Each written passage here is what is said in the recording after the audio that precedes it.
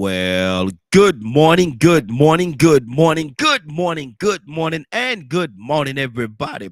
Good morning, everybody. Welcome to another episode of The Morning Glow. Welcome to another episode of The Morning Glow. Got a great broadcast lineup for you this morning, as I hope and I pray that we always do. I'm not important, just a question asker. My name is Raheem Algebra out of Atlanta, Georgia, but we're going to have the whole crew here with us this morning. You know what this is. This is Way Out Wednesday. This is Way Out Wednesday. We don't have a topic today. We actually talk about anything that's on our mind and on our hearts. And if you have a question, a concern, something that's going on in your community, your neighborhood, or you just want some advice on something, this is Way Out Wednesday. This is the day that you can give us a call. 508 924 3521. 508 924 3521. Give us a call. We definitely love to hear from you and like to be of some service. If we could help in any kind of way, we want to be here for you. So give us a call. 508 924 3521. 508 924 3521. This is Way Out Wednesday. So I'm going to start off with going way on out. And I'm going to ask you a question. I had a friend that that had to go to the emergency room. The emergency room had a medical situation, and I guess didn't have the proper insurance that was needed, and so he had to go over to the emergency room to get the help that he needed in pain. So he went to the emergency room, and so I keep saying that. I say that for a reason because I'm actually I wonder something. Why do they? This is where I went. So walk with me with this. Why do they call it an emergency room when it takes so long? This joke was over there about 5 or 6 hours, a good 3 or 4 hours before he got seen, sitting there in pain, sitting there hurting in the emergency room. I just want to know. I just want to know, why do they call it an emergency room if, okay, I got a lot of stuff here. Okay, I'm not gonna be able to read all that, but I understand, brother. Like I said, I'm not gonna be able to read all that while I'm broadcasting. But yeah, I do understand the first couple of lines of it. So yeah, we good. We good, brother. We good. 508 924 3521. 508 924 3521. Give us a call. We love to have your input. And I'm asking the question, why do they call it an emergency room when it takes so long? It take you 2 hours. Sometimes you go in and you know, and they good at it now. They good at what they do. They get you in there, man, and they get you signed up. First 10, 15 minutes, they get you signed up. Sign this, fill out this, all this. Then they tell you go sit down until somebody call you. Somebody gonna call you. Then maybe the next 45, 30, 45 minutes, they call you back into that little room, talk to you a little bit, ask you about your insurance, ask you about a couple of other questions. Then they send you back out there. Well, go back out there and sit down until somebody call you. Somebody's going to call you. That's where the waiting start. That's where your waiting start right there. That's where your waiting start. That's where the waiting start right there. Because you're gonna sit there. I'm gonna tell you something. You're gonna sit there and you're gonna sit there and you're gonna hurt. You're gonna hurt and you're gonna hurt. Oh, you're gonna hurt while you're sitting there. They ain't give you no pain medicine or nothing. And they give you a cup of water. And if they give you a cup of water, a small cup of water, Dixie cup, they're gonna charge you $450 for that cup of water. Yeah. Oh, they're gonna charge. They're gonna stack this. You gonna pay. You asking for a cup of water you want to. That $450. $450.99. That's what it's gonna be. $450.99 for a small cup of Dixie water. So you best to be careful. Don't ask for nothing. I don't want nothing. Look, and take little and take little short breaths. Don't take no regular breath because you're gonna charge you for them regular breaths. Every now and then you do that. Hold that for a while. You hold it for a while. You let that circulate through your body as much as you can. Let it out. Get you nothing. Don't take no whole. Man, that's $1,000, brother. That's $1,000. Don't take no full breaths. That's $1,000. Every one you take is $1,000. Then when you reach to a certain point, When you get to a certain number, they're gonna double it. 2,000. I'm just saying. They called it an emergency room. Good morning, James. James, give us a call, brother. Give us a call this morning. You know the number 508-924-3521, 508-924-3521. This is Way Out Wednesday, and we don't have a topic today. Now, Monday, Tuesday, Thursday, Friday, we have topics, and we talk on topics. On Wednesdays, Way Out Wednesday, we talk about whatever we want to talk about, and that's what we're doing right now. We're talking about the emergency room.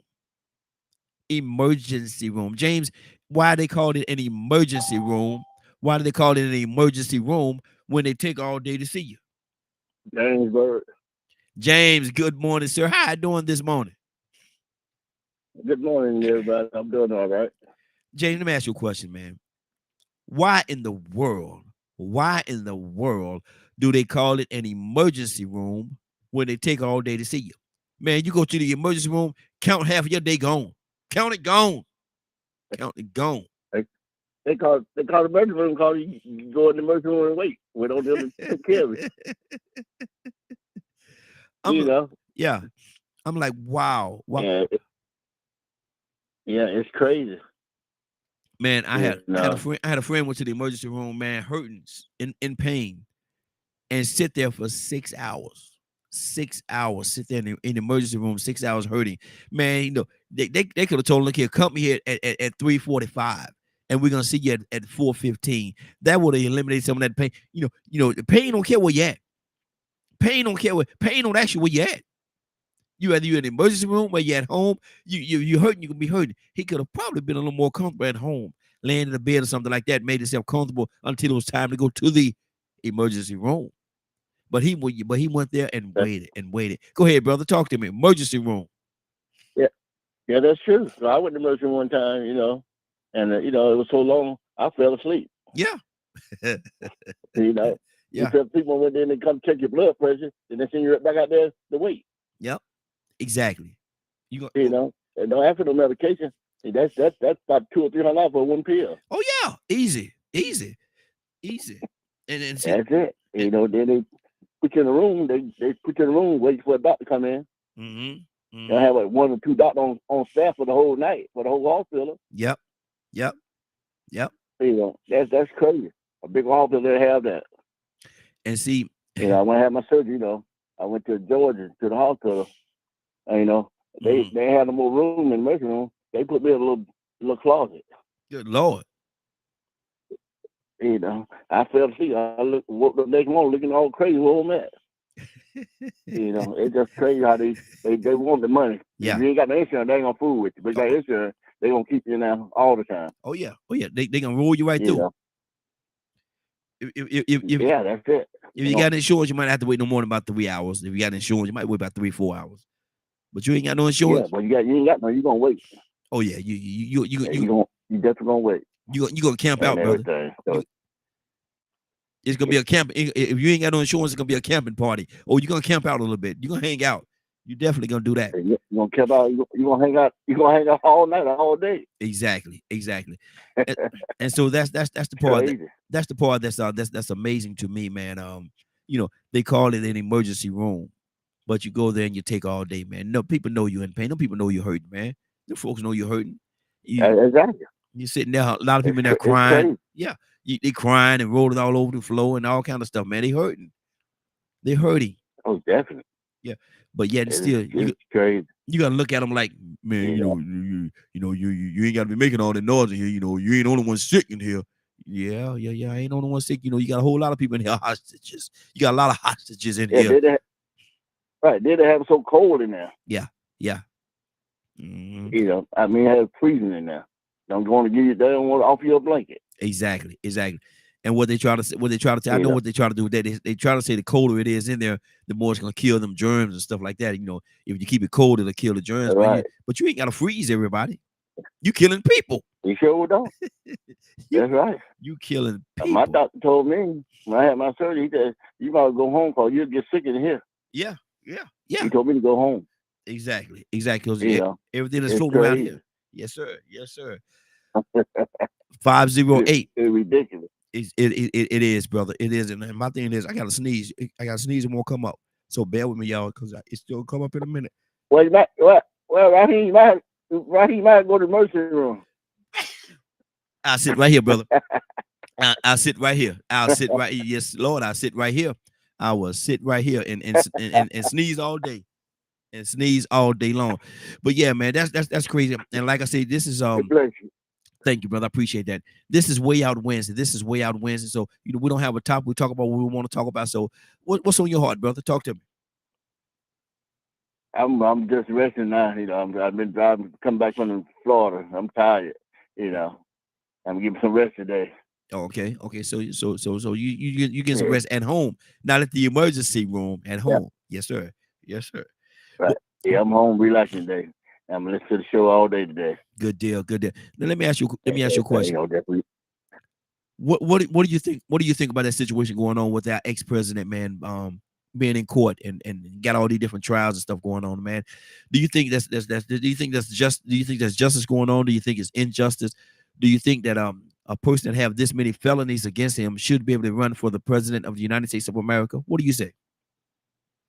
No, he should be in. Shouldn't have been. No, he shouldn't run. Mm-hmm.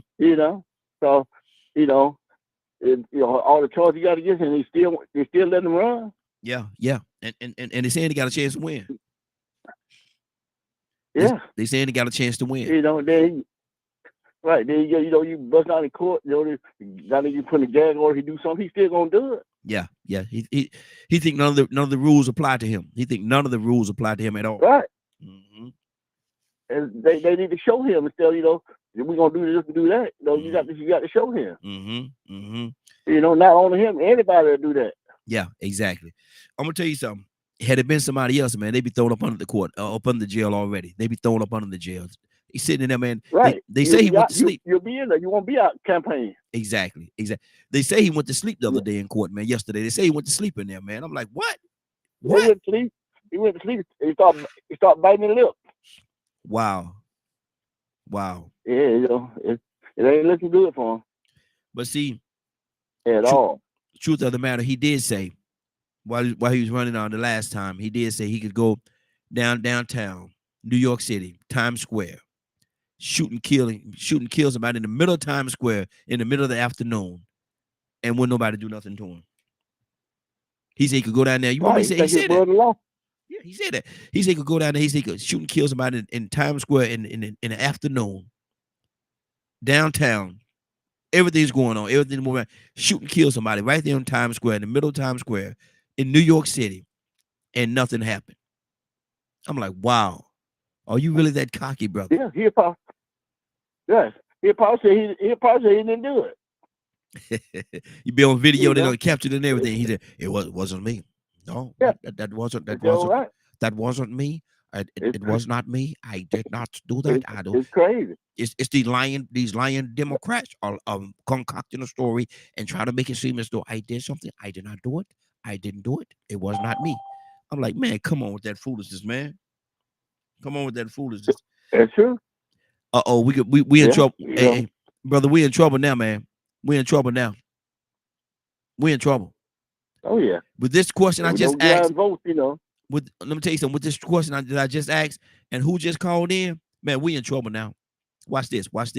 Cassandra, good morning, young lady. How you doing this morning? Good morning. Now, Cassandra, I'm not gonna call his name because I know you don't like the name. So I'm gonna ask you the question like this: 45, with everything that he's got going on right now, all the cases and everything that's against him, falling asleep in court. He said, now he told y'all, he said, look, I could go down when he ran for office last time. He said, I could go downtown in New York City, Times Square in noontime, shoot and kill somebody and won't nothing happen. Does he really feel like he's that far above the law? And should he be able to run for the president of the United States of America, Cassandra, with everything that he got going on, all these felonies? Yeah, of course he feels like he's above the law. The rule of law does not apply to him. It just doesn't. And that is what is so scary. Mm-hmm. How could it not apply to you? And you are doing and say the judges have told him in more than one case Don't talk about the case. Don't talk about people in the judge's courts. He's threatening people and this and that. And I just heard you say no one could have gotten away with what he has gotten away with, and still, first of all, not be in jail, and then Yes. second, still be able to run for the president of the United States. I don't. That's what lets me know that this man is dangerous. And he's already said that he will act like a dictator. Yep. And he will get revenge. How can anyone in their right mind? I'm just saying, and I don't care. People get mad at me. How can anyone in his right mind vote for someone that has said and done the thing? The man has no integrity at all. None. None. Yeah. Lies consistently all the time. I was just reading, like 4 o'clock this morning, I was reading where he's telling people that the judge said that he can't attend, pure evil. He can't attend his son's graduation because he's going to be in court. The judge made no such comment. It's plain on the record that the judge said when it gets closer to the time, he'll see how things are progressing, and he'll make a decision if they can take that day off so that he can attend his son's graduation, the youngest boy's graduation. And you're sitting here lying and riling up your base, which he is so famous for doing. And these people are so blinded by this man, and they so believe he's the great Messiah. Well, he said he's on level with Jesus. So anybody who say they're on level with Jesus, I ain't got nothing else to say. Yeah, exactly. But Cassandra, even with what you just said, your normal person, ain't no court's gonna make no provisions for you. You come to court. This is a court date. I don't care who graduate. I don't care who's sick. I don't care what it is. You come to court on this day because we having court on that day. If you don't make it, we're gonna lock you behind up. You'll be a bench warrant for your arrest because you did not come to court.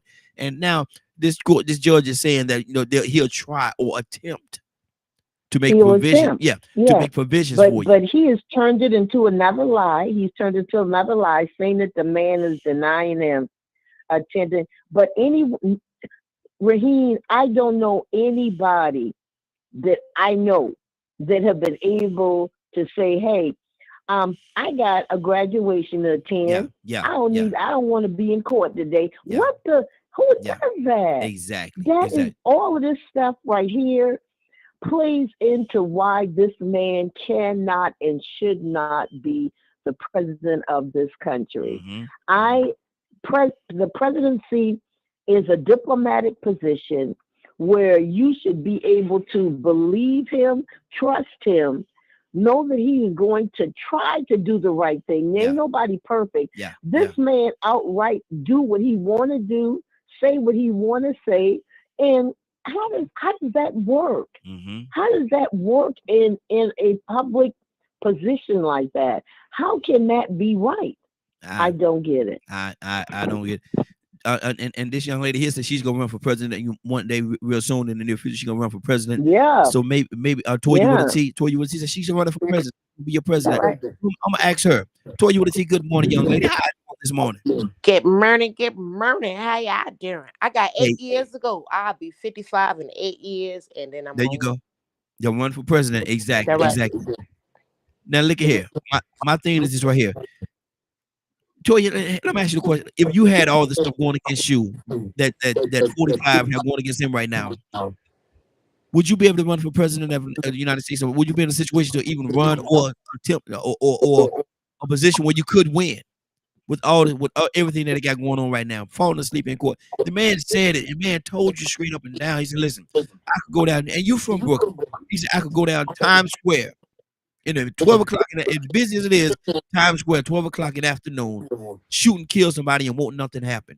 He's telling you. Why we do this? Stop. Born 20 years ago. Stop. Huh? Stop. I don't know why we do that. Now I Mm, get it, right? Everybody don't mhm. like Donald Trump. Yeah. But we do the same thing to people that we don't want done to us. Stop. Mhm. Mhm. Judge the people for who they are and keep it moving. Why we got to keep going back and forth talking about what he said 20 years ago? We know that. We know what he said 20 years ago, 30 Mhm. years ago. I'm Mhm. not the same person that I am 30 years ago. Toya, And I got a Toya. different No, no, no, mindset no. 30 years ago. That wasn't 20 No, years ago. That was when he was running for office. That was when he was running for office. About 4 or 5 years ago when he said that. He made that comment then. That wasn't 20 years ago. that was 20 years ago, but I'll go back and look it up. I'll go Mhm. back and Yeah. look it up. He was a young Trump when he Mhm. made that idiotic that idiotic comment about New Mhm. York. Now, this last time when he was running, I got to go back and research that because I don't remember that. I remember he Mhm. did it when he was young because he was Mhm. real young and cocky, right? Mhm. But Mhm. neither here nor there. I'm sorry. I'm sorry. I'm sorry. I'm still for Trump. I don't give a damn Mhm. what none of y'all say. Hey, hey, hey, Sorry. hey, hey, hey, hey. Mhm.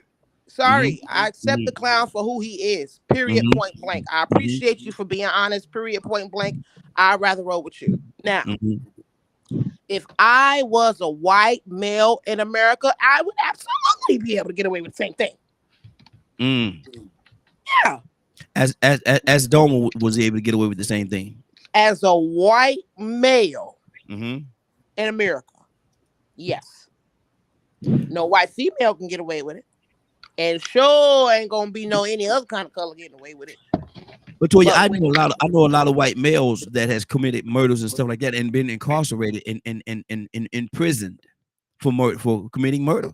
He's saying ain't nothing gonna happen, nothing will happen to him at all. This man is so cocky. He's telling the courts. The courts is telling him right now, don't do this, don't do this, don't talk about the trial. Like Sandra was just saying, don't do this. And he immediately, as soon as he walk out the courtroom, he's having a press conference. I would say a press conference.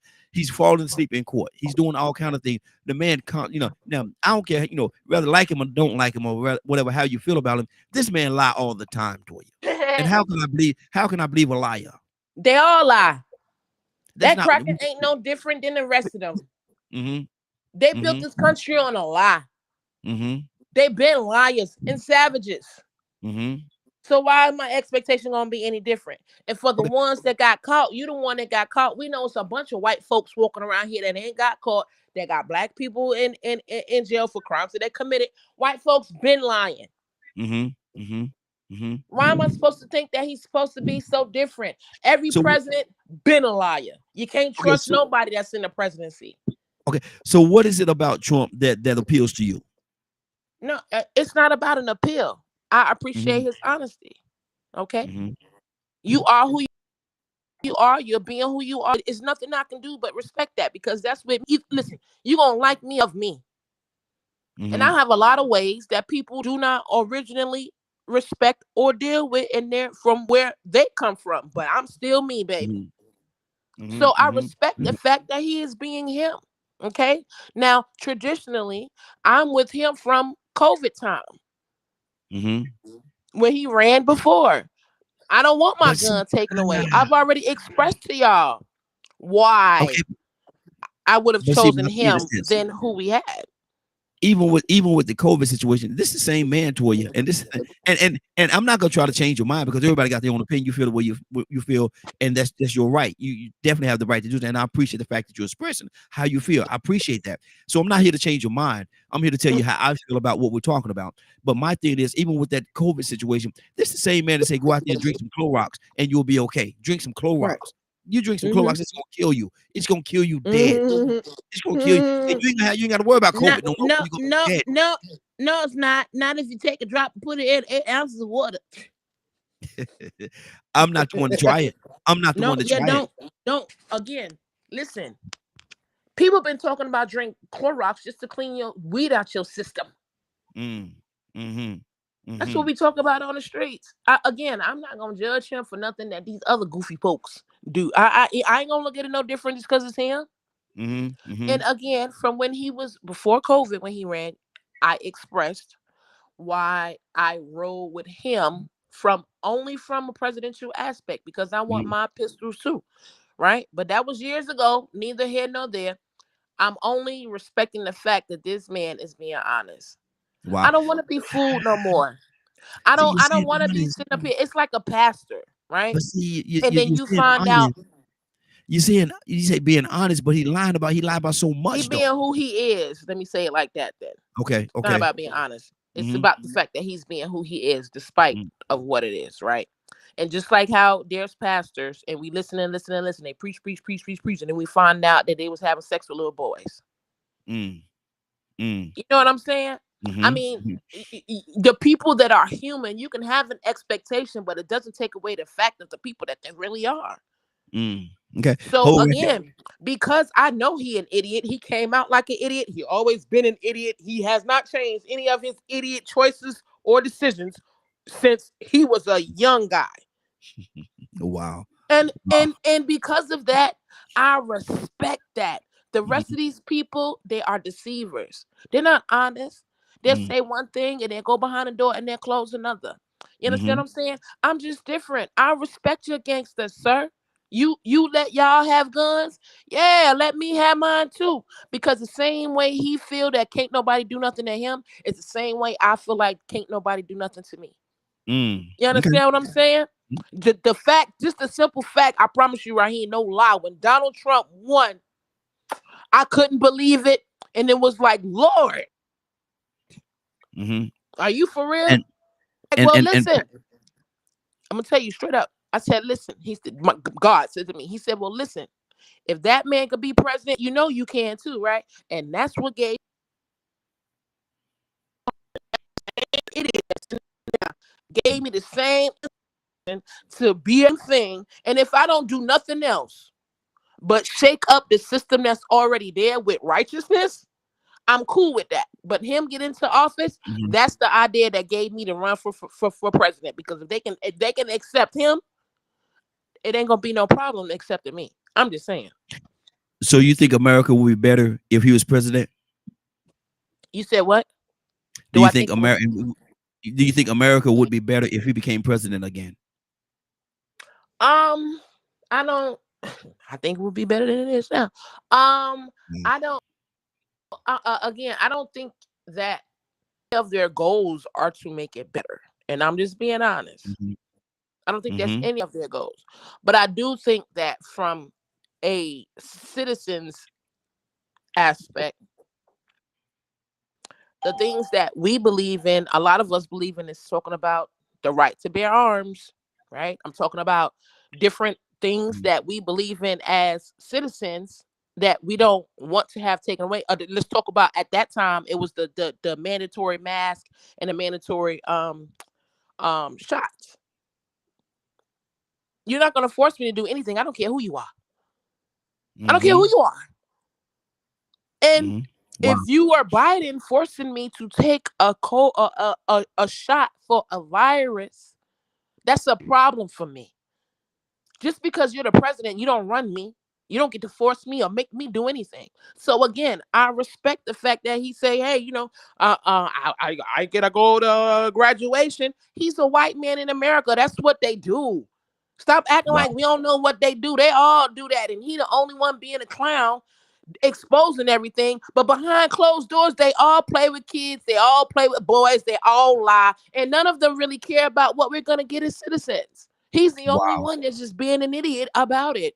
So Wow. again, at the end Stay of the right there. day, they're Mhm. not forcing me. As long as you're not trying to force me to do something against my will, talking about your presidency, I'm gonna have a big issue with you, because that's not a presidency; it's a dictatorship. Wow. Wow. And I think he's pretty much walking into that dictatorship, man. He said he actually said that too. He wanted to be a dictator. So woo, that's a little deep right there. That's a little deep. Let me see. We got quite a few people that just came in. Leonard, good morning, sir. How you doing this morning? Good morning, Raheem and the Morning Glow family. How do you feel about 45, man? He said he told you he could go I down don't and like him and I wish he would drop dead. Next. well, that kind of sums it up, but it's not real good for talk radio. And so talk radio, we got to kind of have a conversation, sir. And so tell me some of the things that he's done, some of the antics that he's pulled, some of the cases that he have against him. Should he even be in a position where he can run for president of the United States of America? Should he even No, be he in that should have been position? disqualified the first time. Why you say? Because I believe that anybody who has ever been charged with violating someone's civil rights the way he has should never hold public office. Now hold on. Now, does Toya have a point when she say that's the way that some individuals that look a certain way conduct themselves? I'm not sure. I heard maybe not quite 5 minutes what Toya was talking about, and I didn't care for any of that either. Wow, that's her opinion, though, brother. So I don't care. Mm. I don't care for her opinion on this matter. That right, and he ain't got to. Wow. I mean, I don't understand why that would be such a big deal, because everybody does not have to agree. Facts. And so it is incumbent on people to make their choices. But when people make their choices, they choose who they are. So it's Wow. it's like if you loved a man that, if you seem to always get in a relationship with a man that kicks your behind, my mother said you need to find out what it is about that ass whipping you love. Hey. Well, y'all really way out Wednesday today, but y'all just throwing them dropping pot bombs. Chaos loves chaos. Yeah. So do you think he's qualified? Do you think he's actually? Why do you think he's not qualified? He is qualified because it doesn't take much to qualify to be president. Okay. As you see, you don't have to have much of an education at all. You can say whatever you want, be who you want, and if you can get enough fools to follow you, you can win. It's never been difficult to become president. What do you think? What is the state that we're in right now, where you have half of the United States of America, about 50% of the United States of America is wanting to, or thinking about, or is going to vote for him? What does that say about us? Well, it says exactly the truth. 50% of the people in America are still foolish idiots. Wow. They could care less about democracy. And one, I would really, how let me say, it would be the Jim Jones thing. I wish you just drank the Kool-Aid, so then we'd be rid of you. Wow. Because that's what's keeping America from becoming better, is these attitudes that so many people support, but even Negroes. Yeah, but see, a lot of people are saying, and I think Toya voiced it as well. And like I said, I love when somebody come on, and Toya, she's gonna tell you how she feel, and I love that when somebody come on to the broadcast. Whether you agree with us or don't, it doesn't matter. I love having a dialogue, and I love when somebody can come with their honesty. And Toya did just that, and I definitely appreciate that. But a lot of people are saying that they do not want a politician. And Trump is not a politician. He's gonna show you exactly who he is, and this is what it is. He's gonna place himself before you, and you either accept him or you don't. What do you say about that? It ain't nothing more than a crook, criminal, or any pimp would do. So it's not a big deal to me about that. Yeah. There are certain opinions that belong to people, and they can keep them. The best thing about America is everyone can vote. Everyone has a stake in the matter. We are in a situation we're in because of this type of opinion. We have where you can go and vote your opinion. Doesn't have to be intelligent. It doesn't have to help anyone, any of that. But until decent people show up in numbers, it's going to be difficult to win. And say, for instance, if I was following a person that did anything, wouldn't you believe that I supported that type of behavior?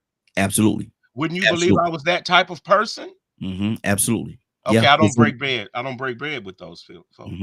Wow. Because of that very issue. If I know you want to sit and you want to disenfranchise the people that I love and care about, you are my enemy.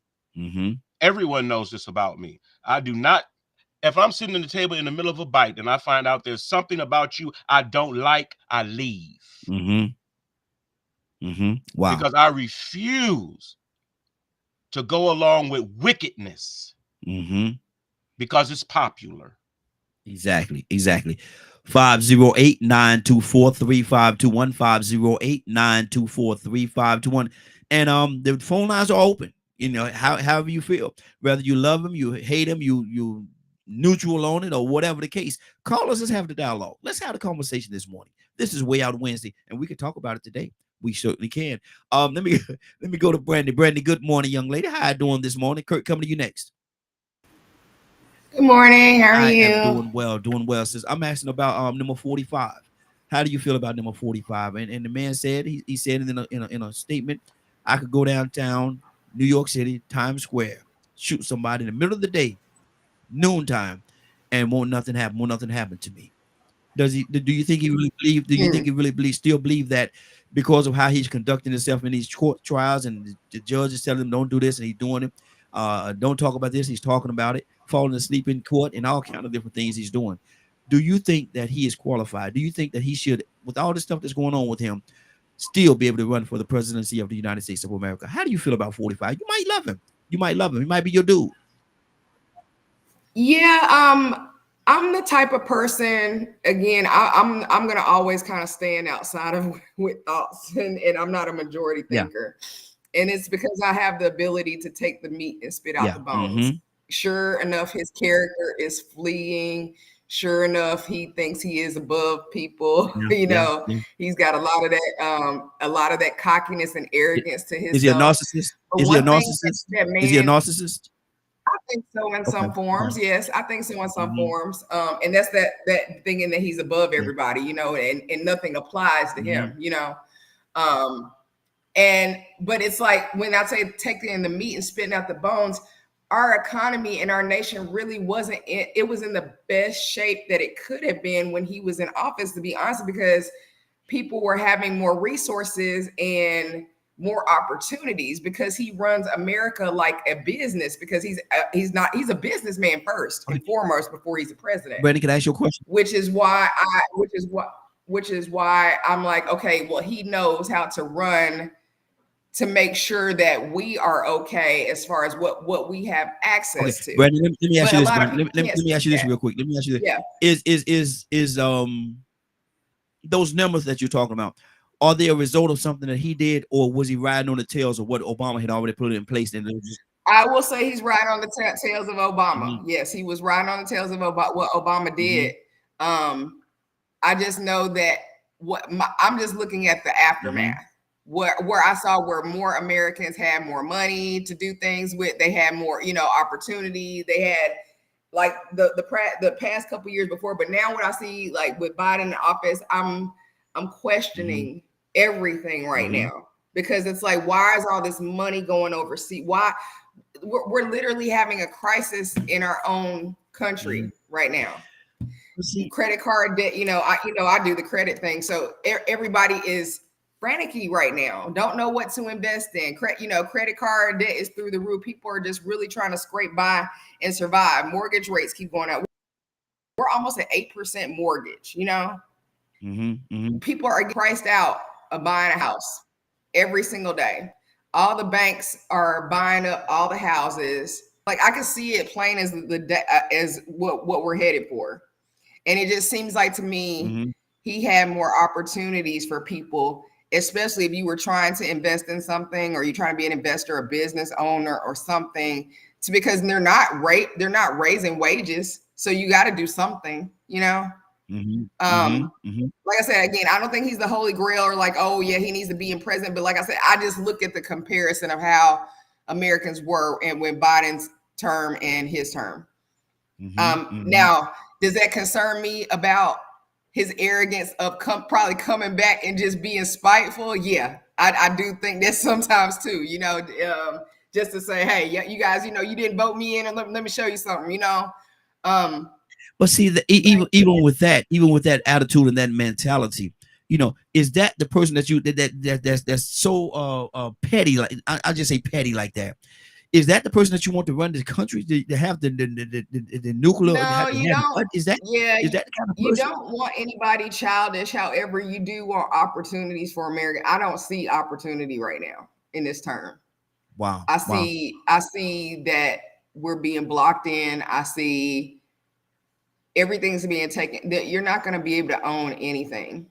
Okay, and see, my thing, one of the things that I found very interesting, and I'm pulling up my 3-minute tag, because I know a lot of people is real passionate about this, so I'm gonna make sure that everybody pretty much stay within that 3 minutes, because this is something, this is a conversation.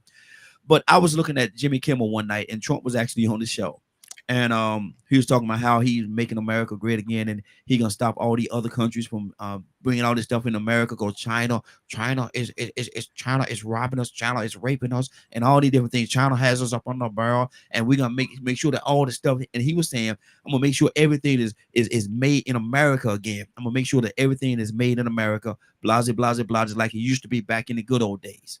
That was his argument. Kimmel just looked at him, and he looked. I'm trying to pull up the clip. I'm gonna play it for y'all too.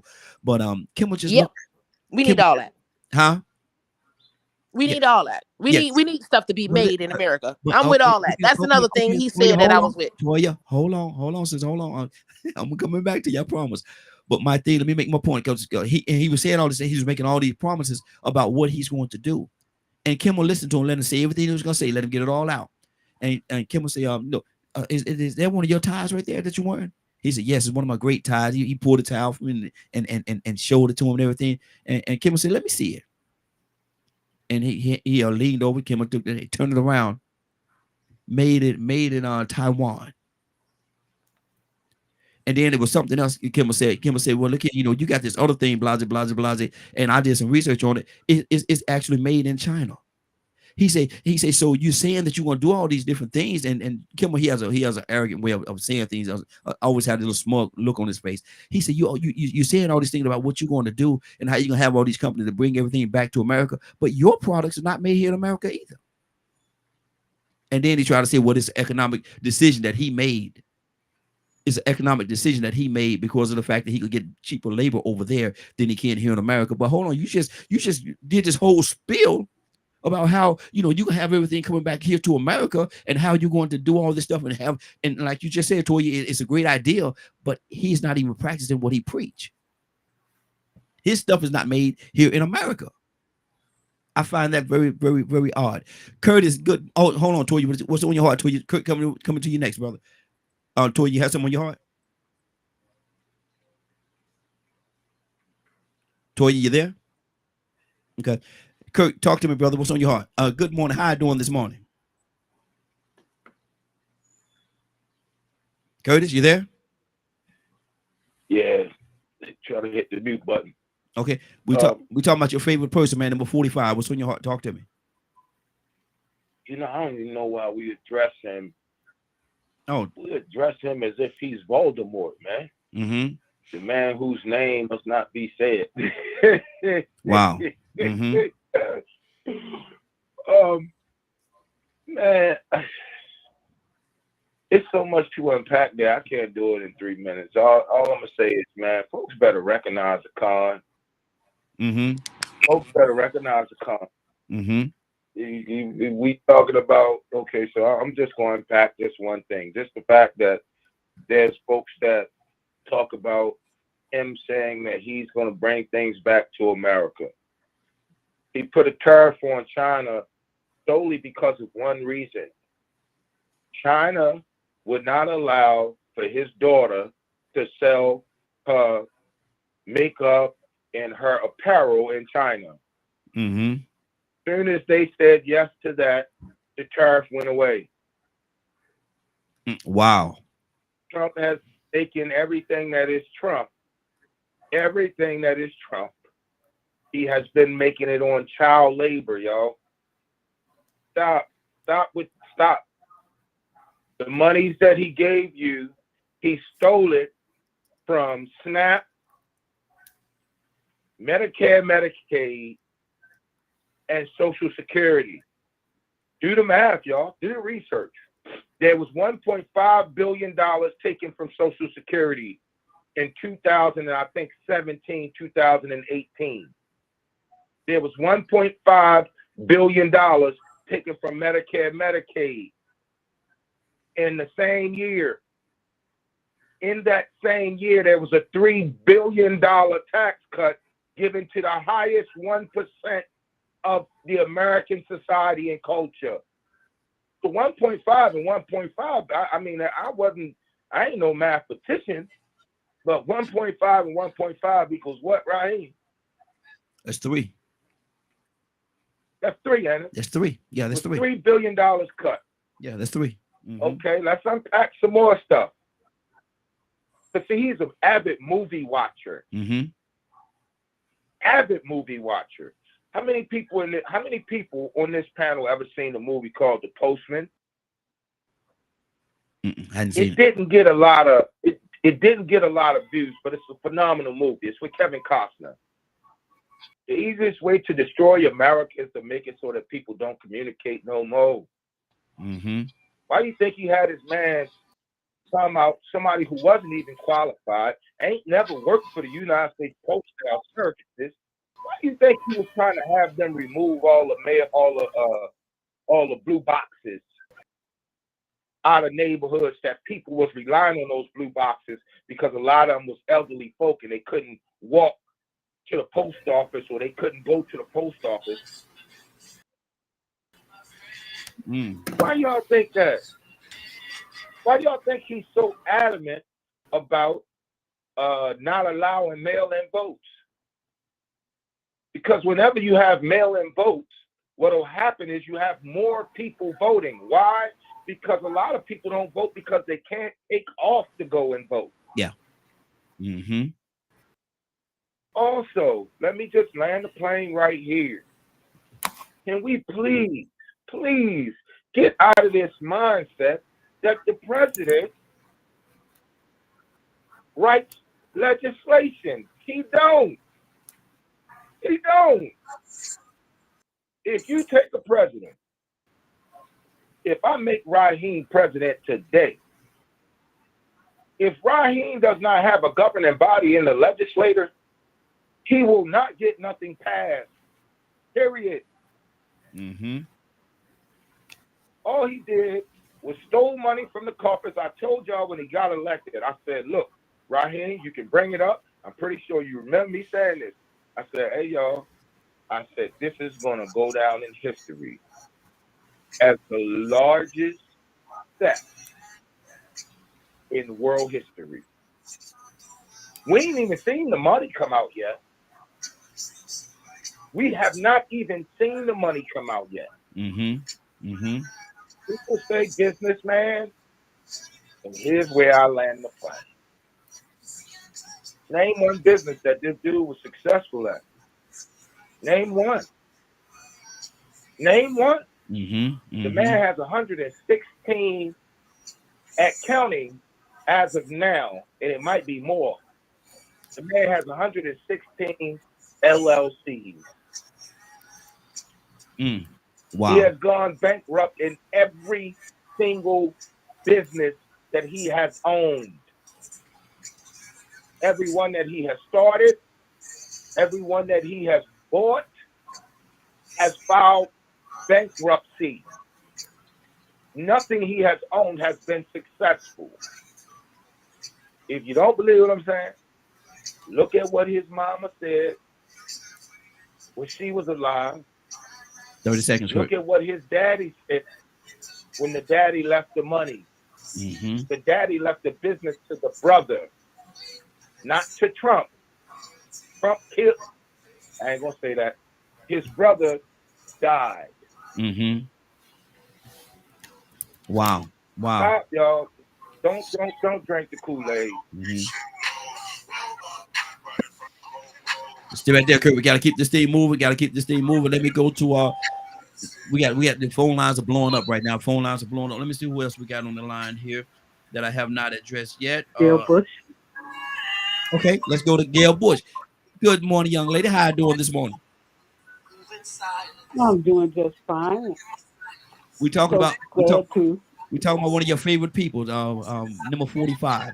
I know you've been listening in for a minute. Yes. Can you hear me? Yes, I can. What's on your heart? Talk to me. And good to have you with us this morning. I'd like to just add to the conversation. Good morning to everyone. And definitely, I don't know. I'm trying to echo this. Can you hear me?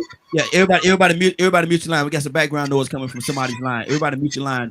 If you just called in or whatever the case, but mute your lines because we got some background noise coming from somebody's line. Okay. No, I'll make sure it's on my. Okay. I said good morning, everyone, and I'd just like to add to the conversation.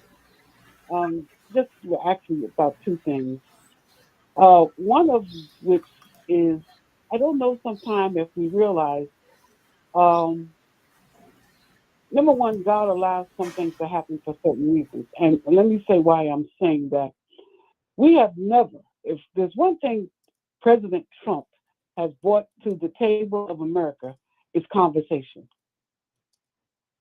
What I mean by that is, I heard Oprah say one time, a lot of us did not know the qualifications to be president was as less as they are.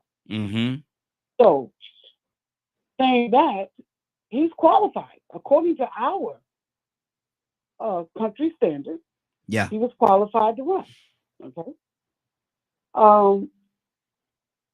Those that were running against him at that time, the other Republicans, do what some of us do. They took for granted the fact of the way he was talking and the stuff he was saying he would never win. So they stepped out. So my thoughts on this is he opened up conversation we would have never had. Yeah. Was China as a country doing us a great injustice? And other countries by us allowing, they wouldn't even allow our cars to be sold over there without this high tariffs, this high tax incentive. And so were we being done wrong there? Yes. He spoke a lot of truth with his lies, Trump. And if we can if we can somehow look behind some of the lies, we're going to see the truth that he brought to the table. Trump said, a whole lot of people in my position are doing just what I'm doing. Did anybody hear him say that? Mm-hmm. Yes. He is a white man. He is privileged. He also had money. And money always makes a difference. So he got away with some things because of who he was, because of his father, before who he came from, and the money that he had. But what I love about the whole Trump thing is conversation. Now, me as a middle-class American, I'm no better off today. I'm worse off today, I'm sorry, than what I was. Mm-hmm. During the Trump reign, I don't know where it came from or how it came about. I received all of my diabetic medications in the mail free. There used to be $1,000 deductible, but that all went away. So I don't know how it came about or why it came about. Was that tied into Obamacare? No, I don't have Obamacare. Mm-hmm. It was it was during the time Trump. Somebody during the time of Trump, we used to have where you fell into a gap, a hole. Mm-hmm. Your insurance, you would get so much medication, then you run into that gap hole, mm-hmm. and then when you run into that, you had to build up X amount of medical bills to get your help. Somehow during the reign of Trump, that got eliminated, so you didn't have that anymore. But I guess the main thing I'm trying to say this morning is, can we see the conversation? Trump going in there 30 seconds and doing whatever he did caused a conversation that we need to have a long time ago. Mm-hmm. Who can become president? What are the qualifications? Should somebody become president saying the things he said? All of those things, we allowed it to happen. We allowed it to happen as a country. Quickly, I know it's time out. How do we also allow it? By not going to our town meetings, by not coming in on the lower, the different things that we have to vote on the lower level. How do we allow it? By not speaking up soon. Now it's. Is that my time? Yeah. We keep everybody within the 3 minutes. Don't hang up. We're gonna come right back to you if you can't hang. And I have to say with the first lady, I forget the lady out there. I'm not voting for Trump. But I have a respect for his honesty. He never lied to us. He told us he was a crook from the beginning. Yeah. Hold on. So we got to move on to somebody else. But don't hang up. And one of the things about it, both of y'all from Brooklyn. So maybe it's a Brooklyn thing. Y'all love Trump. I don't know. Maybe it's a Brooklyn thing. But we're gonna keep this thing going. No, I don't love him. I don't love him. I love him. He's been a crook. He from the beginning he said what he was. Okay. And Good deal. Still put him in. Good deal. Stay right there. We got to keep it moving. Ryan, good morning, sir. How are you doing this morning? Ryan, you there? Yeah. Good morning. Good morning. Talking about number 45, man. All the stuff that he's got going on, all the trials that he has going on right now. And you remember the man said that he could go in Times Square, the middle of the afternoon, 12 o'clock, and shoot somebody and would not nothing would happen to him? Does he still feel that way because of how he's conducting himself in the court trials that he have going on right now? How did the judge will tell him, gag water, don't say nothing. He'll step right outside the courtroom, man, and have a press conference. Talk about the very thing that the judge told him not to talk about. Now, if you or I, or somebody like you or I, was on trial, and we had and we was being tried, man, for something that quote unquote allegedly we did not do or whatever, but defending ourselves. We can't go to the judge and say, look here, man, I got a graduation on the 22nd. I can't be here. We can't do that. But 45 can. And then go back and say, well, look here, the judge is not, he said this and he won't let me go. The judge didn't tell him that. The judge said, we'll try to make some kind of adjustments. If we can, we'll try to make some kind of adjustment. He never said no. But how do you feel? How do you feel about this whole situation, man? Where are we right now? Are we in a better situation with Trump, or is it getting worse? I was gonna say something else. Is it getting worse? 3 minutes, brother. So I don't think it's just specific to 45, because there's a lot of people out there today that have money and are in positions of power that look at the judge and say, "No, I'm doing what I'm finna do." Mm-hmm. Oh, you want to subpoena me? I'm not showing up. You want me to testify? Not happening. Happens almost daily now. It's kind of nerve-wracking, right? Even if it is just Trump. Yeah, let's deal with right now. We're specifically talking about Trump, so let's deal with the situation with him. There may be a lot of other people that's doing it, but let's specifically stay where we are. So, I guess we all need to get rich and get in positions of power so we can tell the judge what we think too. It's not following due process, right? It wouldn't happen for us common folk, that's for sure. Mm-hmm. Mm-hmm. As far as his standing, like, is that what you're asking? Is he in a better place than he was before? No. Is America in a better situation up under him? If you would become president, would we be better? I think the population seems to think so. What you think? Like I said before, I know that I wasn't broke, busted, disgusted. But, that comes down to conjecture, right? Mm-hmm. Everybody has something to say about it. In my bank account. So, it's, I don't know. I think that it's interesting this time around, watching the news on all different platforms, how their talking points have changed. Mm-hmm. Now it's no longer this full-blown assault. It's kind of laid back. They're not all in their feelings and upset as much anymore. It's kind of weird how things have changed. Mm-hmm. All of a sudden we might be better off. Things were better. They're starting to change their tune, and I'm starting to wonder why. Why are they changing their tune? Is it because their listening audience has changed their tune? Or what happened? What happened behind closed doors? I have more questions than I have answers. You know what I'm saying? Mm-hmm. Do you think that's kind of where I'm at? So you think people are favoring him more now? Absolutely. Absolutely. The only thing now that comes across negatively is when he's out there and people are posting videos of him actually being a human being and treating people with respect and kindness. So now it's all of a sudden, you can't do that. You can't make him look like a human being, but it's weird. It's really weird, like, to watch people change. Mm-hmm. Yes, change is a good thing, right? People change all the time, but when it comes to media, they usually don't change. When they attack you and they go for you, they never stop.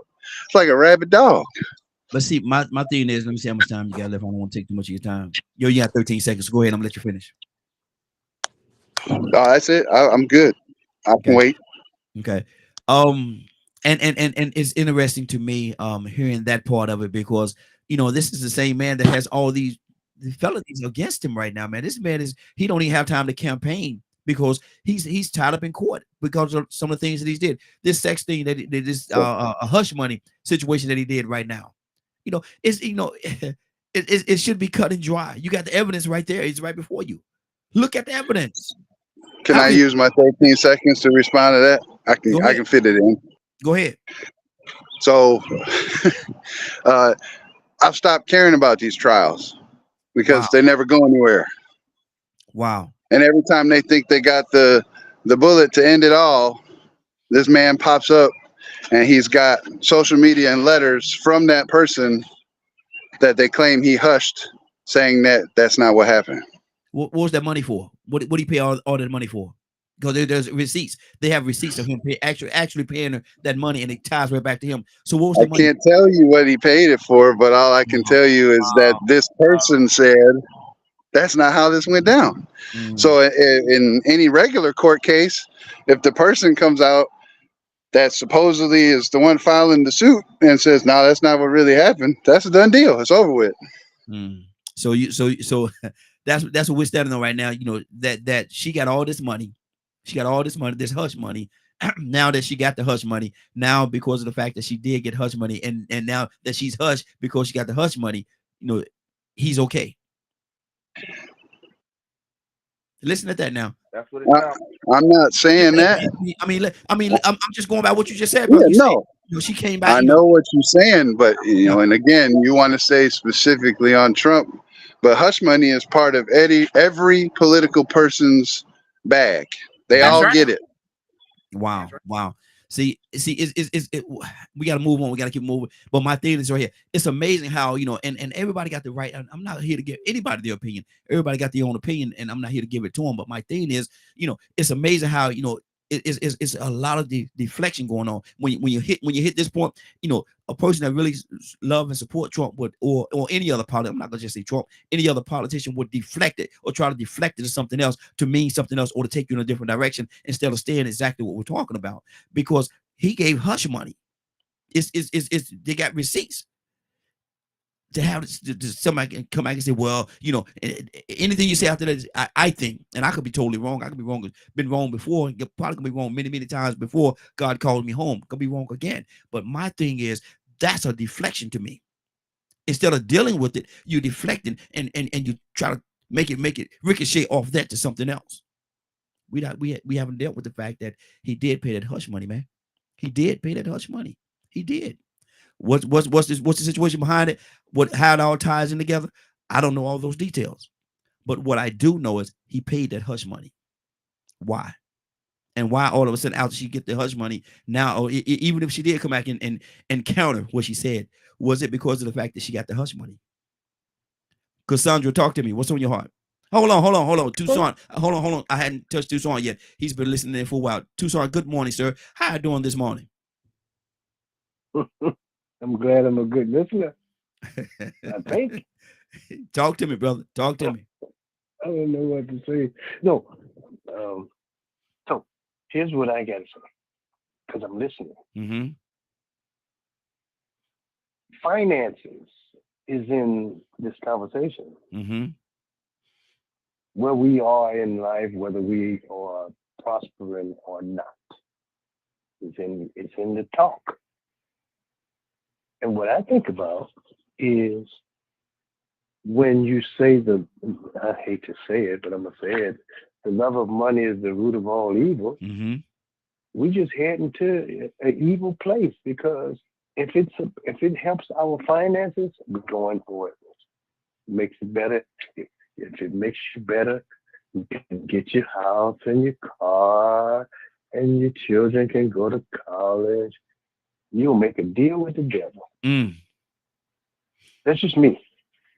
Mm-hmm. And I'm not saying he's a devil. That's not my call. That would be a little bit too much, but I know one thing: he's a nut. Wow. To me, some people say he's a wise man. Mm-hmm. Anybody that would allow themselves to get to the point that they feel like they do more than Jesus, I kind of stray away from them. Mm-hmm. I don't care what they say. I don't care how much they help the economy. I don't care how much what they talk about. I get away from them because I wait for the hole to open up in the ground. I just don't want to be too close to the hole. Wow. Babylon has fallen, Wow. and it's called America. I'm not saying that America is Babylon, because that's a matter of interpretation. But I know one thing: while we worrying about president, we better be considering when America one day gonna reap what they sow. Yes, sir. Yes, sir. And the instrument may be in who you like all of a sudden. Because Nebuchadnezzar did the same thing, made Babylon great again. He's still under his palace. Before you know it, I'm waiting for him to eat grass like an ox. Wow. Some of us that's celebrating, we go right ahead and concentrate on just the president when our kids don't know whether they're a boy or girl. Wow. Wow. Go ahead. I mean, go ahead. Just go ahead and celebrate. 30 seconds. And it's coming. We might as well get ready for it. You can fight it. But you think it was 74 million people? I'm looking for about 98 this time. Wow. Wow. It is what it is. But I ain't gonna panic because I don't let that dictate my life. I don't care who president is. It's kind of like this, and I'll lead it though. It's kind of like arguing about who's gonna be the slave master. Exactly. Wow. Cassandra? Yeah, first, let me make this clear, and this can be you can go ahead and research this. Stormy Daniels just a couple of weeks ago said she's looking forward to testifying against Trump. So she has not recanted anything. She stood on what she said, and she said Cohen, who is the very attorney that was used to do everything, has said the same thing. Now, we like to say, oh, he's just doing that because he got caught. No, he is trying to tell the truth, and people don't want to hear the truth. Now, who knows better what happened than the woman that he screwed? That's first of all, and she got paid for screwing him, or the attorney who he used to try to quiet the woman who he screwed, who is telling the truth. Next thing, when Trump was in office, and I'm gonna call his name, when Trump was in office, we were in a pandemic. See, I just like people to use common sense. You don't have to even be super intelligent. Let's just use common sense. When you come out of a world pandemic, your economy is going to suffer greatly.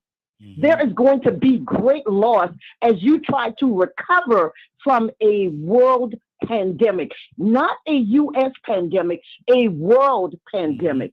So I don't, and I ain't the sharpest tool in the shed.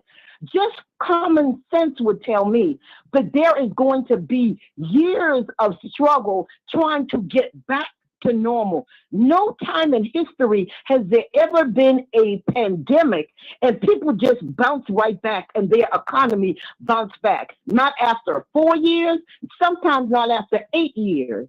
So I don't quite get how people are figuring that there should be in a good position when we just came out of a major pandemic. How does that work? Economically, how does that work? Just study that yourself. It does not happen and it will not happen. This man, Biden, came into a post-pandemic situation. So everything that he's been doing has been trying to get us back to where we need to be, or at least get us on the road there. So, which makes sense. If you think about it, it's going to take time. Okay, now, everybody talking about my thing is, I'm a senior. I'll be 65 soon. I'm a Black woman. I'm not middle class. I'm considered poor on the seventh day. I would not be alive was it not for the type of health care that we have. There is a push by your boy Trump and the Republicans to cut my Social Security, to cut my food stamps, which I get because I have to have that in order to be able to eat. I know some of y'all middle class, y'all upper class, y'all got it together. God bless you. But there are those of us that are not in that position. So the things that would help me at 65 to make it, I need those things. Yeah. And the other party, Trump and his group, everything that has to do with billionaires and billionaires, they are cut. Their taxes are cut. Everything is cut. How do you let a billionaire get away with paying little to no taxes? I'm talking major corporations. How does that work? And your poor are struggling. Man, y'all, man, whatever. Good deal. Leonard, talk to me, brother. Well, there's not much a whole lot to talk about. Like I say, I don't consume this vomit. Wow.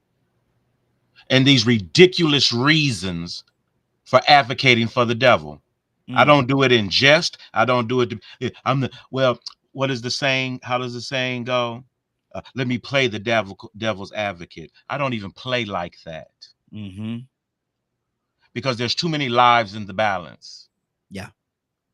Especially for some of you who come from, you talk about your culture and this black skin you wearing, and you ain't got enough sense to see through a wicked white man's lies. Miss me with all your unity. We need to unify around righteousness, not wickedness. It is quite evident that Donald Trump does not do anything for the benefit of anyone but himself. Wow. This is not the type of person you want ruling a democracy, or else you got 6 months left on your democracy.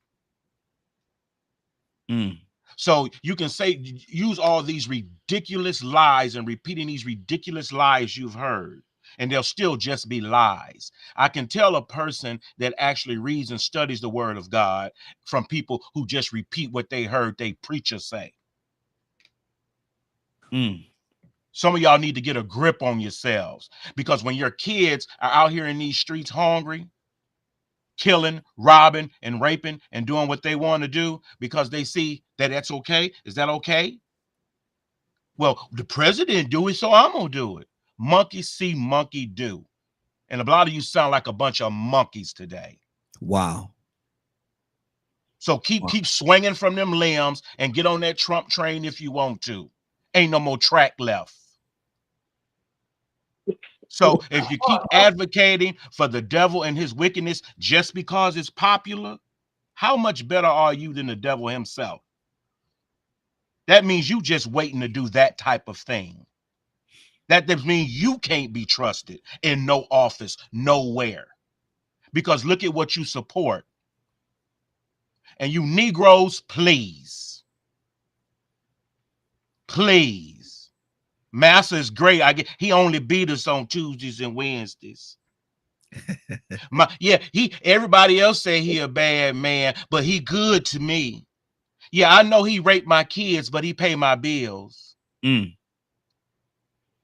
That's what you sound like. You're worshiping a devil doing devilish things, and you're trying to put some type of righteousness on it. How? How does that make sense to anyone? Decent people, y'all go to the polls and outvote these wicked, confused people in America that are ready to give up democracy for their own selfish opinions of things. There are some people voting for Trump simply because they know Trump will oppress black, brown people. And that's why they're supporting him, because he supports white supremacy. So what type of Negro goes in and vote for a man that supports white supremacy? Hang him high. Wow. Because he's not for us or our people or people like us. I can work with anybody that's rational, that's working for the common good.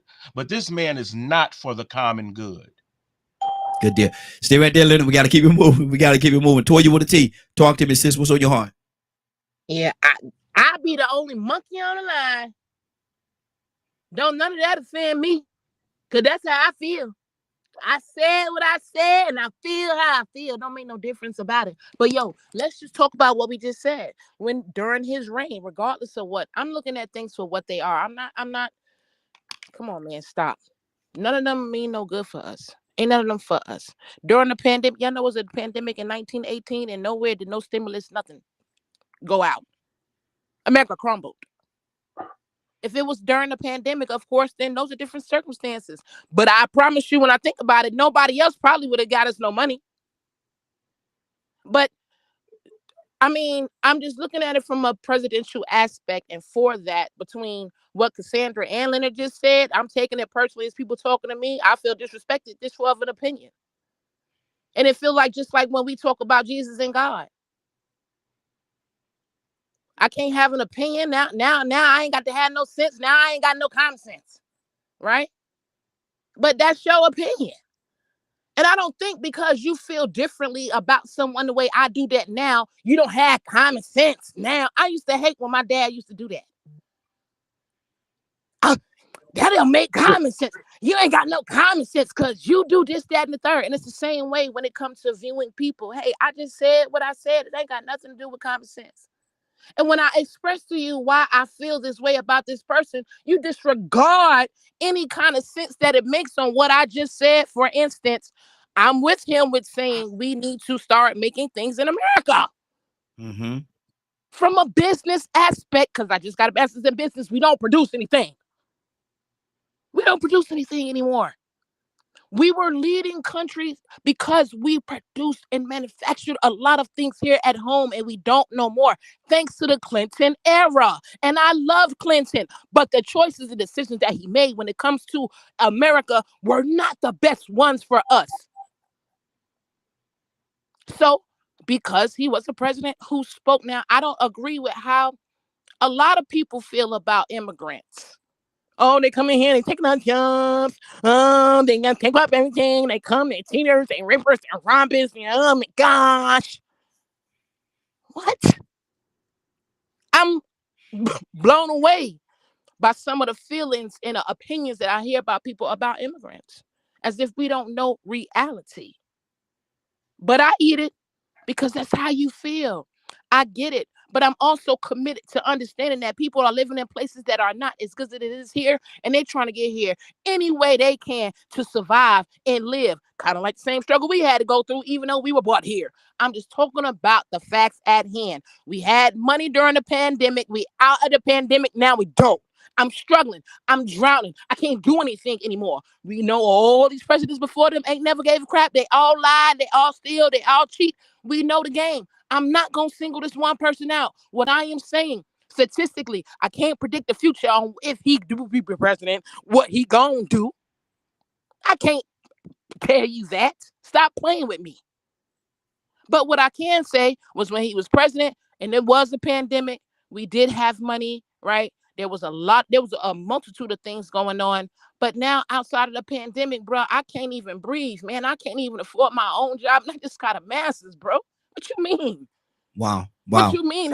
What you expect me to feel when I just went through this ride? I know what reality is, but I know what's going on. So because I'm an individual that I don't judge you by your actions, I'm gonna judge you by the situation at hand. Okay. There was a lot. Go ahead. Finish your thought. Toya. 3 minutes is up. Finish your thought. You good? We good. Go ahead. No. No. You was about to say something. Finish your thought. Toya. Okay. Well, my thing is, this pandemic situation is a lot tied into that too. Because I ain't even gonna go there because that's gonna take us in another direction. Brandy, what's on your heart? Talk to me. 3 minutes, sis. Brandy. Okay. Brandon may be away for a second. I think we have Ibrahim. Ibrahim, good morning, sir. How you doing this morning? Oh, good morning. We're talking about number 45, man. Is he good, bad? Is it a good situation that he's in right now with all these trials and cases against him? What's on your heart? How do you feel about it? 3 minutes. I think that, okay, yeah, I think that, you know, well, I come to the conclusion of that we wasted too much time on our feelings. We wasted too much time on how we think, we think, and don't deal with our face reality. Because you judge a person, you have to judge people. I mean, that's almost ludicrous to think that we don't judge people. Mm-hmm. You have to judge people, your own safety, security, survival, and what's next. You have to look at the past and the present to predict the future or what you're going to do tomorrow. You know, all that comes before you even come up with an idea and everything. Mm-hmm. And I think that a lot of times, and I've noticed in the last 30 years that we're based on such misinformation and people's opinions and feelings rather than what actually happened. You know, the actual fact that we were that we were so hyper during the Clinton administration, we were so hyper during the Bush administration, and you remember these different groups that came out. I can't remember names right now. That was so against anything that anybody else had did or did before and wanted to do something different and cause chaos. And now we're suffering from the product of chaos. I know a lot of things that was done previously had a lot of things that people asked for. Like they talk about the 1919 pandemic, right? Which is a real thing. More soldiers died in World War I for influenza and all these kind of things. And they had to get inoculations. Inoculations was started as far back as the 1700s. I was just looking at a thing where a black man has suggested inoculations to kill a certain virus or disease that happened back in the 1600s. So, you know, I think that we con so much into it. We want to bring so much mysticism into things without looking at the reality of it. And it just drives me crazy every time you go to a show. People are saying things or repeating things that the very enemies are saying and trying to convince them of that they don't have any standing up evidence for. Right now we're seeing, you know, this trial in the Senate supposed to be coming up against a secretary, you know, in the president's cabinet. And it's ludicrous, you know, that one person, and we always try to put it on one person to have this power to do X, Y, do nothing, you know, which goes against the grain of knowledge of intelligence, right? I don't like using the word common sense, right? But just using what plain sense, what makes sense, and what doesn't make sense. We don't even have no standards for ourselves or people around us anymore. We don't have a standard, but we'll beg for certain standards if something affect us. But then with standards applied against us, we want to holler and scream. So I think the time that a lot, you know, I 30 think that seconds. what we're experiencing, what I noticed myself in the last couple of years, the cup overflows. Mm-hmm. You overflow so much that you can't absorb anything. So Ibrahim, are you for or against Trump? Well, you know, I'm against the idea of Trump Mm-hmm. and what Trump stands for. Mm-hmm. You know, Trump is nothing but another entertainer, a clown. You know, like Biden said last time. Mm-hmm. You know, everything I have is based on fact and knowledge, right? Did that happen in on January 6th? Yes, it did. There were more things brought out what happened. There were more. Got to keep it moving, brother. Got to keep it moving. Hold on, stay right there. We'll circle back around to you. Leonard, what's on your heart, brother? Talk to me. Hold on. We got Annie from Mississippi. She's been holding on for a minute as well. Annie, good morning, young lady. How you doing this morning? Good morning, everyone. I was wondering was you going to call me? Of call course, my of name. course. I'm like, am I invisible this morning? I love Annie from Mississippi. Oh Lord, now you got a cheerleading squad too. God almighty. Now you got a cheerleading squad. Annie, what's on your heart? How do you feel about 45? Is it good, bad? Are we in a better situation if he become president? What do you really feel about this thing? Right here, you ain't even gonna ask me that question. You know I don't care for no Donald Trump. Let me tell you something. This man put us in such a horrible position. January 6th for me, that was the icing on the cake. When this man declared that these people go down there and do what they done because he did not want to see this, you know, the man, the new president, you know, step up. When he done what he done, and even tried to have his own vice president hung. Nancy Pelosi, where are you at? Everybody hiding behind a desk. That done it for me. This man don't deserve to be on the ballot. This criminal, let's call it what it is, a criminal, crimes he's committing daily court, every other day he's in court, doing everything he can to keep the court cases until after November because he thinks he's going to win, which he's not going to win. His own people don't care for him no more. He done lost half of the people. I think truly it's not even about winning. I think it's about getting money for all those lawsuits. But he don't deserve to sit in the Oval Office after what he's done, him and his cohorts done on January 6th. People died there. People died there. But nobody want to talk about that. You can't ignore the fact. You can't ignore, facts. Had this been anybody else, especially Barack Obama, that had done what this man done, he wouldn't even be allowed even near a ballot. But because of people believe in Donald Trump, and he's a very good manipulator, he know people will believe anything he put out there. Last week he sold Bibles last week. Do anything he can for the money, and they fall for it. He don't deserve to be even on the ballot, like I say. Why is he even on the ballot? All these different crimes he got against him, all these different stuff. I mean, he's not a good leader. You can't lead. He's not able to lead. He ain't fit to lead.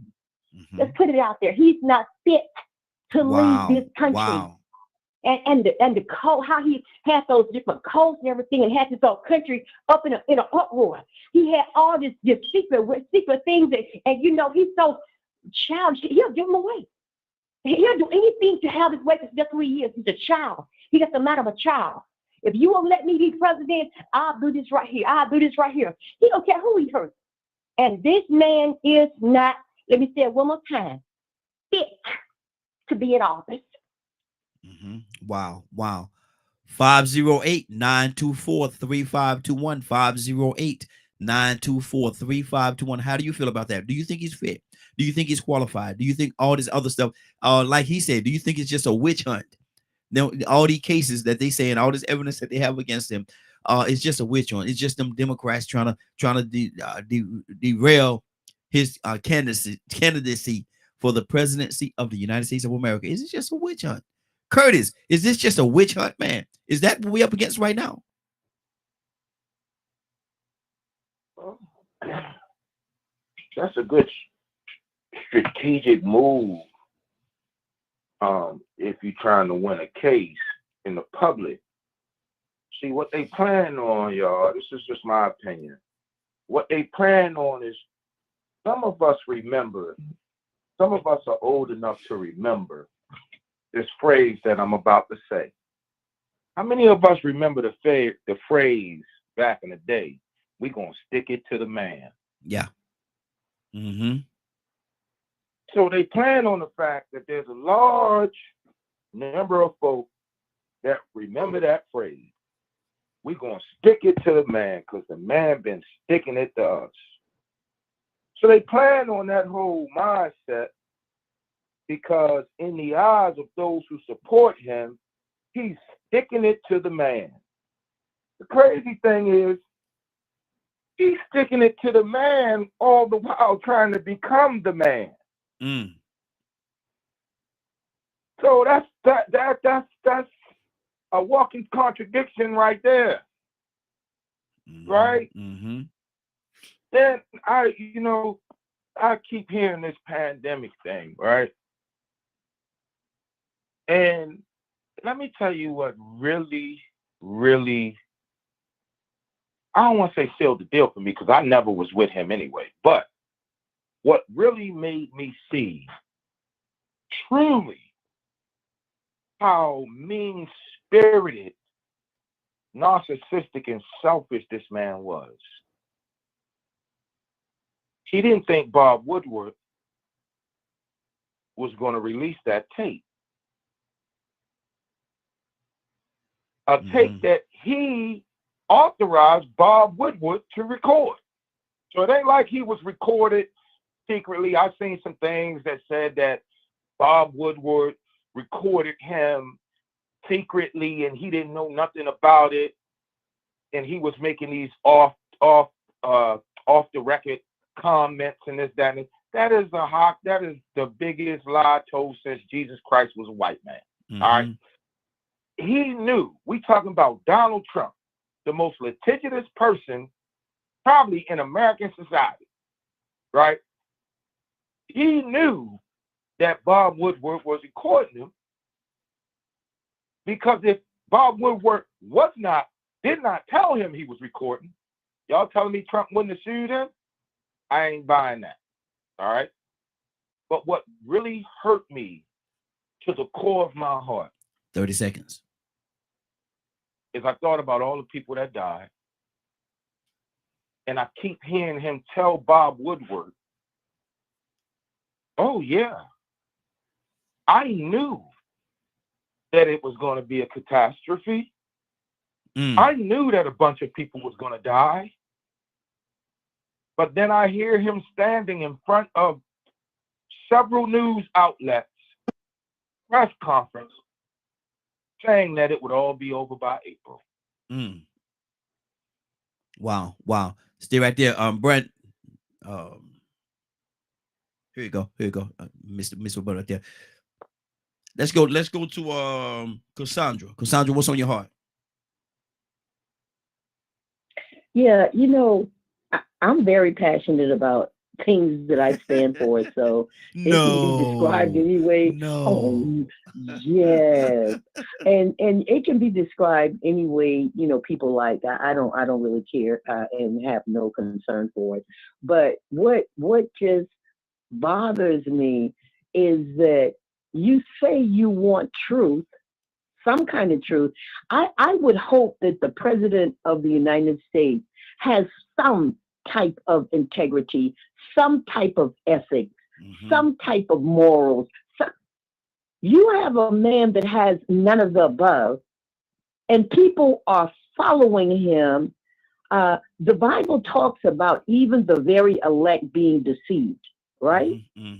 It is amazing to me how many of the very elect of God has been deceived by a man that has said already, he ain't even back in there yet, has said already that when he gets back in there, he's going to be a dictator, even for a day, and he is going to seek revenge. What human being wants that type of a personality to be sitting in the Oval Office? Yes. Yeah. This man has a ability, being in the Oval Office, to make decisions that could cause all of us our lives by playing with these people like Putin and what's the one over there in Korea and calling names. That's a kid. Yeah, what grown man does that? And he is a politician. He may be a businessman, but he is a politician, because a politician is a person that is in or is trying to get into a political office. So how was he not a politician? The minute he said he was running, he became a politician. Yes. So let's just clear. It's simple things that we can clear up and put them to the side immediately. Come on now. Come on. You can read this stuff. He's a politician. Look up the word for politician, the meaning for it, the meaning. Look at the definition. Yeah. So this man offers nothing that would make me say, oh, maybe he has a chance, or maybe he'll change and become a better man, or not be a liar, or not be vengeful. Wow. The word of God said, vengeance is mine. God said, vengeance is his. Who are you to be taken out and admitting that you would take revenge on people that did not stand with you? What president says, hey, my vice president, even the vice president says he would not vote for him. All of the people that left his cabinet because of his behavior said that it would be a dangerous thing for this man. These are people that are with him. These are people that were in office. They were in the cabinet with him. He did not fire many of these people. They quit. Yeah. Because of his behaviors. Come on, y'all. Come on. Mm-hmm. Come on. Wow. Wow. 508-924-3521. 508-924-3521. You're listening to DKM Media Group and Associates, and this is the Morning Glow. We're here every day, Monday through Friday, from 7 o'clock until 10 o'clock a.m. Eastern Standard Time. Continue to watch. Please support, share, and share the broadcast again.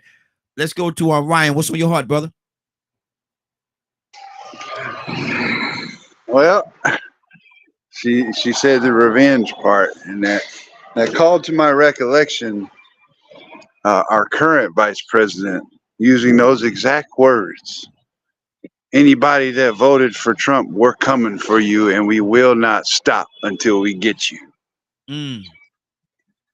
So, again, it's a cyclical, sick thing that happens in politics. We point the finger at one person, but the other person can get away with it. What if I came on here, as much as I love y'all, and said that if you didn't support my right to vote for Trump, then you ain't black?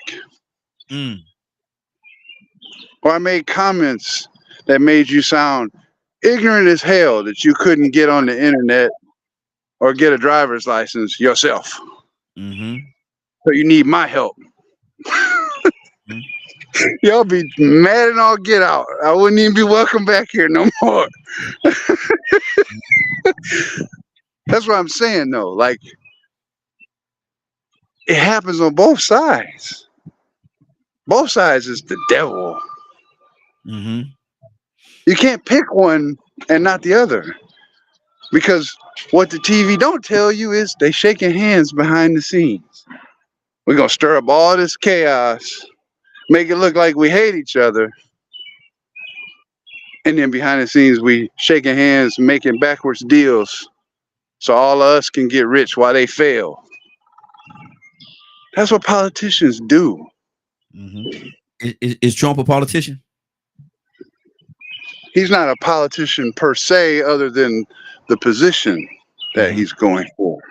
The people that elected him the first time around didn't elect him to become the next Nancy Pelosi and be there for 100 years. But let me ask you this question, Ryan. Should a politician should a politician make fun of handicapped people? No, absolutely not. No politician should target anybody at all, period. That's not their place. But he did that. He did that. Just like certain individuals targeted people for the color of their skin and passed bills to help lock them up. You see what just happened when I say about deflecting. We talking about. It's not a deflection, brother. That's saying that would be like you targeting me. We're talking about a specific thing, though, and ask you a specific question. Should a politician make fun or make mockery of a handicap? And I answered that question directly. You did, and I followed up with something else. No, brother. Some people listening in will say that there was a deflection because of the fact that I said that we're gonna deflect it off of what I just said and take you over to this point right here instead of staying right there where we are. I say, and Ryan, everybody got their opinion, brother. Nothing against you. You know, you're my brother. I love you dearly, and that's just what it is. But my thing is this right here. If we're gonna stay on a point, we have to stay on a point because, and we all do it. On some of yours. Go ahead, brother. I wasn't saying nothing. You was talking. Yeah, that's what I say. I'm gonna let you talk some more because I did talk during some of your time. So I'm giving you some more time back to make up for the time. It's good. I mean, listen. The fact of the matter is, ain't all of us going to agree. We got our own opinions. You call it deflection. I call it follow up. I call it you can't, that's like the pot calling the kettle. You know what I'm saying? Mm-hmm. That's how I look at it, because it applies to everyone that holds a position, Mm-hmm. especially these long timers. Got people sitting up in here getting fat off of insider stock trades while everybody getting broke. And they've been doing it forever. You know what I'm saying? Yeah. Like, the target of the people's ire should be these folks been sitting in here for decades. Mm-hmm. Don't care about nobody but they self. Mm-hmm. We're the ones getting screwed, all of us. Wow. The screwing is not a respecter of persons at this point. Wow. 508-924-3521. I'm loving this conversation, man. I'm loving the fact that, like I always say, man, I love the fact that we have the dialogue. We talk about it, man. This is something that you're not gonna have on any one of your networks. I don't care which one it is. You're gonna have, it's gonna be one-sided. You one side gonna talk for this person, other across town gonna talk with this person, and they're gonna stick on that. But like I said, we're open. We're open around here, man. We have people on both sides that feel the way that they feel, and we give everybody an opportunity to voice how they feel. We don't curve anybody's opinion or guide their opinion or their thoughts. We give them the freedom to speak as openly and honestly as they want to. That's why I love them. And that's why I love the Morning Glow, man. That's why I love DKM, because that's what we do. That's what we do. Cassandra, I think I heard you say something in the background. Raheem, please talk to me.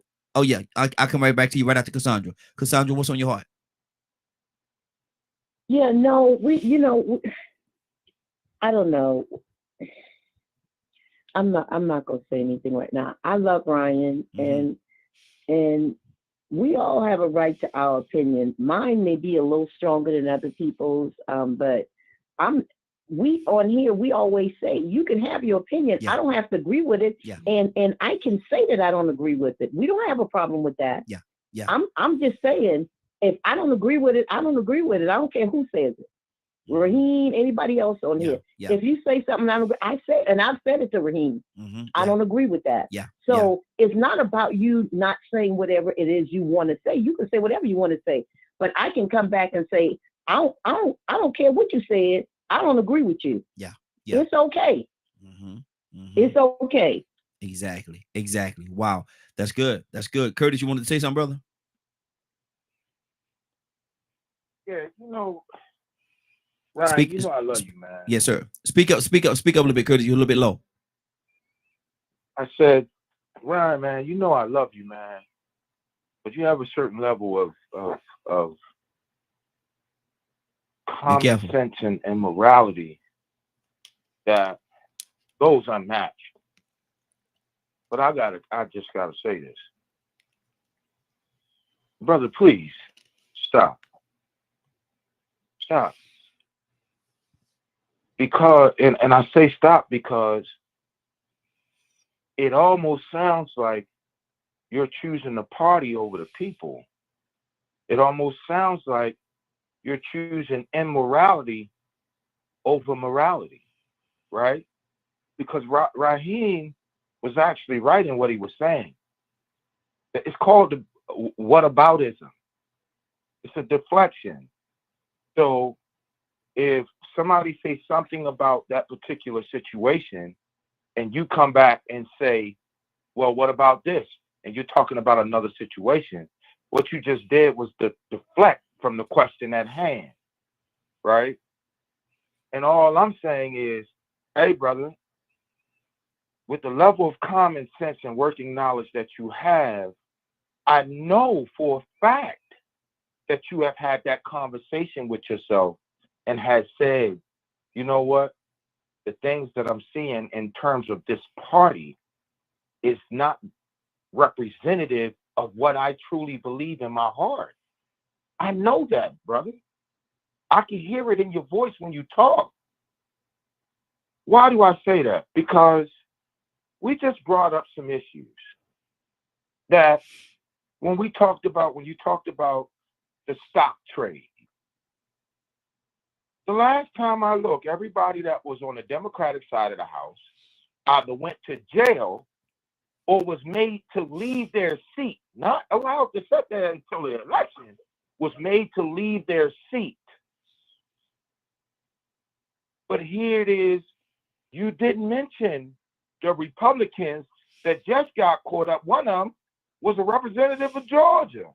He owned the basketball team. You didn't mention them. You said, what about, and you deflected it to the other party. But you didn't mention the same things that's going on in your party, right? I've been hearing and seeing things, not from you, but I've been hearing and seeing things where now Joe Biden is a pedophile. But they don't mention that this man just got ordered to pay $87 million to a lady for rape. I just saw, it's just now coming back to the news, Katie Johnson, the 13-year-old girl that he raped in Jeffrey Epstein's mansion in Manhattan. 13 years old. Some of us got kids and grandkids who are 13 years old, right? It's funny how that party will put that out, but they won't address Jeff Jordan, who knew that them boys were I know my time is up, Ryan, but please let me finish this. Go ahead. He was a wrestling coach. He knew that there was 2 coaches there that was raping the players, raping the wrestlers. He did nothing.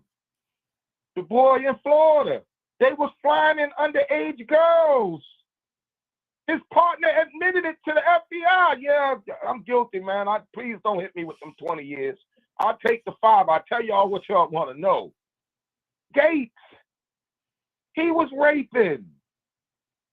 All I'm saying, brother, is I know you have a level of morality and common sense that exceeds anything I can put into words, bro.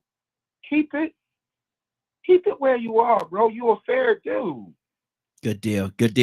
Let's keep this thing going. Let me go to Tucson. Let me go to Tucson. Tucson, what's on your heart, brother? Talk to me. You know. There has to be something that causes mother against father and daughter against son. And if that happens, then sure enough, friends gonna fall out. Something got to happen. The word don't lie. I'm just saying. It's my party. I'm trying to change people's mind. I don't care what you do. Because your focus is jacked up already. If you count no man to rescue you. This country's going down. We got to. Wow. If you ever reap what you sow, if that's true, some people call it karma. If you ever get it coming, have it coming to you, don't you think that this country, one day, sooner or later, I don't know, you had your day. Remember when you did that dirt? Didn't it come up? I know I did. Mm-hmm. Yeah. Oh, we so excited about this election that they done already made the decisions. We can argue about it, fall out. I can hang up right now and never call again. Mm-hmm. It won't make a difference. The plan is already set. And the thing about it is, and it's just me, it's all about that dollar. And now we think we're going to be better because we might have $1 more. Some of you, I'm sorry, I didn't mean to say some of you. Some people, Lord. they was broke during Obama with wishes that they was going to be by now a millionaire, and they broke during Trump, and they still broke during Biden. And when Trump get back in office, you still going to be broke. Yeah. You ain't had nothing, you ain't got nothing, and you ain't gonna get nothing. I'm sorry. Mm-hmm. I'm apologizing. I'm not prophesying. I'm just looking at the trend. Yeah. There's a trend. Because, hey, You got to change your behavior, not nobody else. Yeah. I don't try to persuade folks. You do what you want, vote for who you want to. How about let's vote for all the hoes and pimps? Let's get them in office. Let's do the drug dealers and one that's making up crystal meth. Put them in office. You ain't doing no better. 30 seconds. Because there are people that's behind the scenes that's dictating all of this. And we fussing about who's gonna be the next president. Come on now. Wow. Take you 15 seconds and share. What the world? What? What? Good Lord. What? What you say? What you say? Wait a minute, man. Dude, wait a minute. What you just say? Leonard, man. What, Raheem? What? What? Take your last 15 seconds. Okay, all right. Go ahead, go ahead, Leonard. What's on your heart, brother? I'm just listening, and one, just to clear some things up. The reason why people get accused of deflecting, we're talking about Trump. We're not talking about everyone else. Everybody else is not running for president. We're talking about Trump. Why would a black person vote for a person who believes in discrimination in housing with the housing crisis that we have now? Why would you do that? This man didn't even want black folks living in his property, and he made it quite clear because they went to court on it. But you want him in charge of housing. Explain that. Wow. No one here can defend Trump.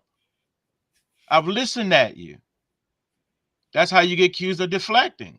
Everybody, it's never good versus good or evil versus evil. Where have you people been? That don't make sense. There's one side that is clearly for the majority of all of us, for all of our different situations. And then there's another side that is strictly interested in profit and gain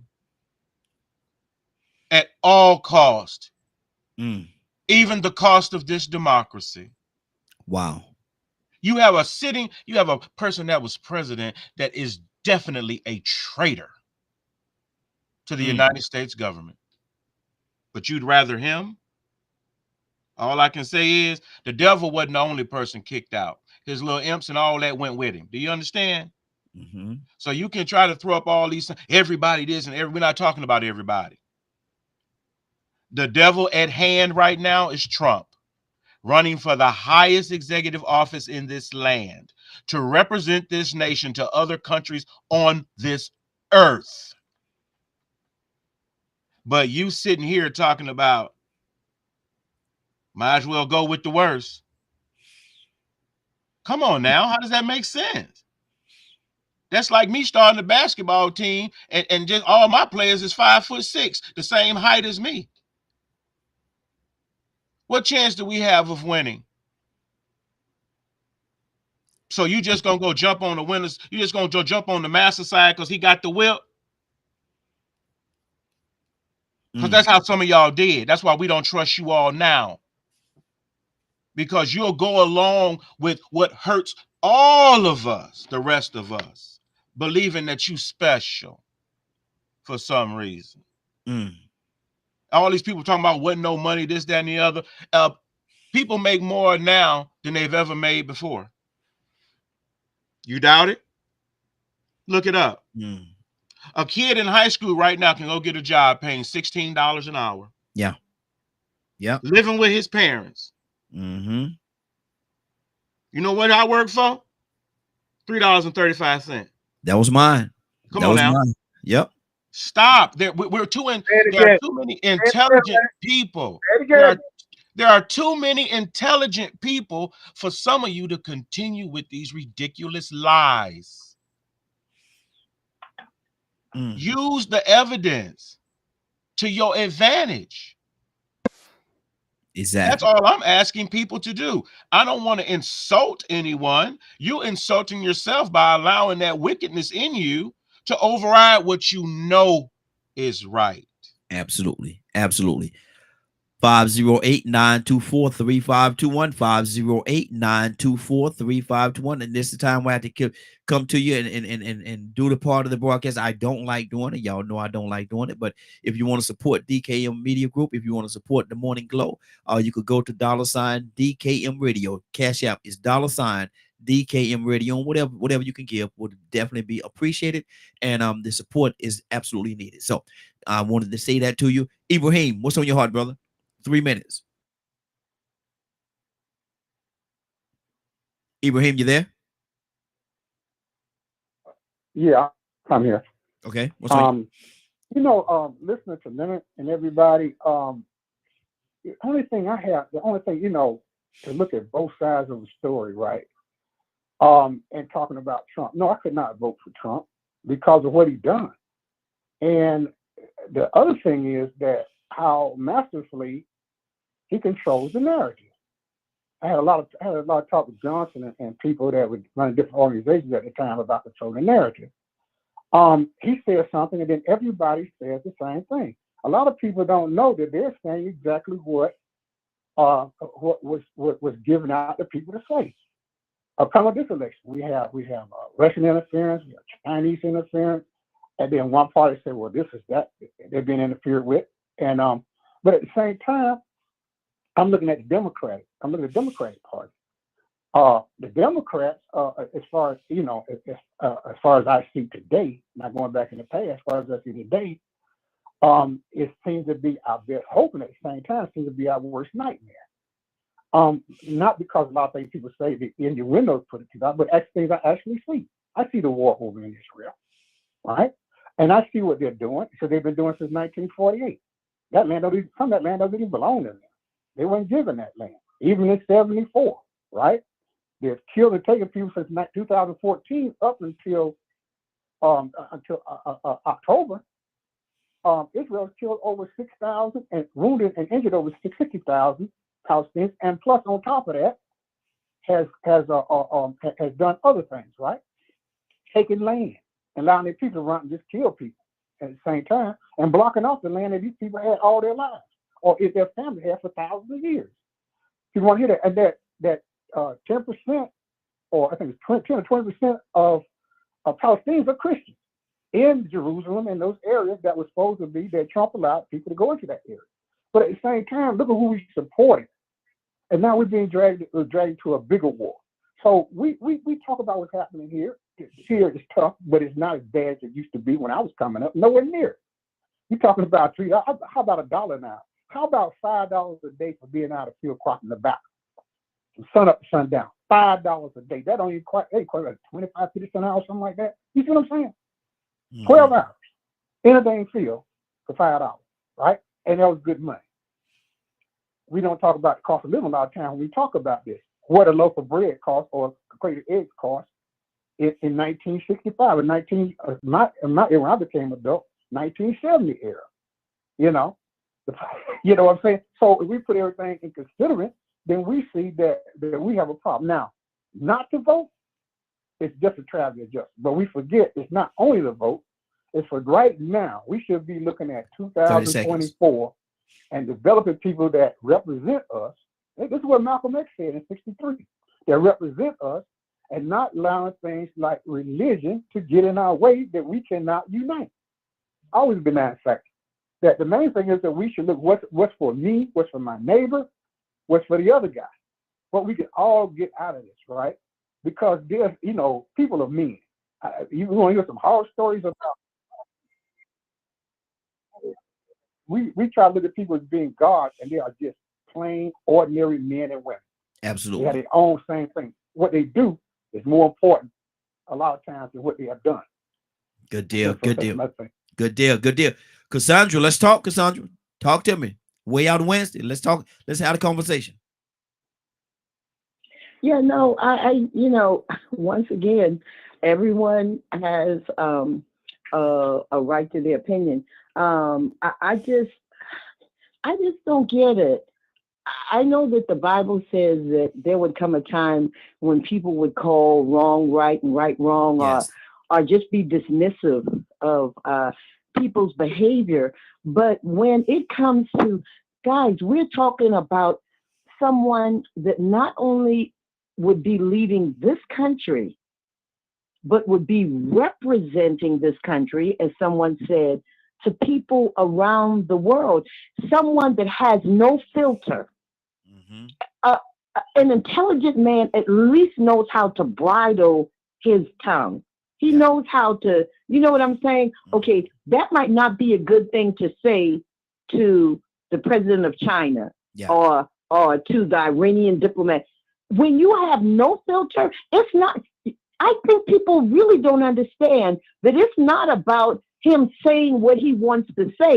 You are taking the lives of millions of people into your hand when Yeah. you have no filter. An intelligent man knows not to say certain things because words have caused wars. Mm-hmm. It's from people talking that have caused wars. And you want somebody in there that has no filter? Mm. He does not know how to control himself. He does not know how to shut his mouth. He says what he want to say. He just, he's just that kind of person. He just say, no, that's not what a diplomat does. No. You're trying to build relationships or smooth out problems between people. How is it that you gonna say whatever you want to say? No, you try to fix the conversation to we say de-escalate a situation, not escalate it. This man is dangerous because he does not know the word de-escalate. All he knows is send them out there, put my words out there. I'm gonna threaten everybody. Everybody gonna do what I say. I don't care. You gonna have a problem if you don't do what I say, right or wrong. That's why one of the generals that quit in his cabinet said that he could not serve under somebody that would not listen to those that know.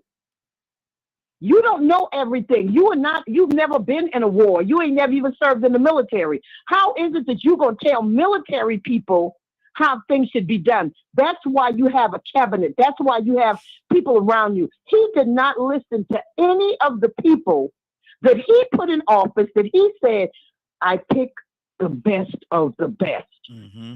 Mm-hmm. But they all walked away from you. What does that say? Wow. Come on now. Cassandra, wasn't there a time where he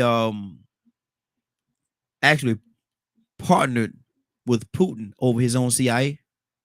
Man, yeah, he did. And see, it's stuff like that. I just don't get it. Whether you like the CIA or not, if you're the president of the United States, you do not go along with I'm gonna say something. You do not go along with a dictator against your own people. Are you stupid? Say it. I'm done. I'm done. I was good. And look, and I was just about to go to Leonard, but I wouldn't dare not right now. No. I was coming to you. You was hold on. That's why I unmuted myself. I was coming to you next, Leonard, but not right now, brother. Okay, just go somebody else and come back later. Then just go. Exactly. Curtis, talk to me. Yeah, talk to me. Yeah, let me ask you a question, man. Because both you and I, and there's probably several people on this line right now who actually had dogs in the fight. Yeah. And you still got a dog in the fight. Yeah. I'll tell you another very disheartening situation that really, really, man, I want to reach through the phone and just choke all the life out, dude. How many of y'all remember when General Kelly,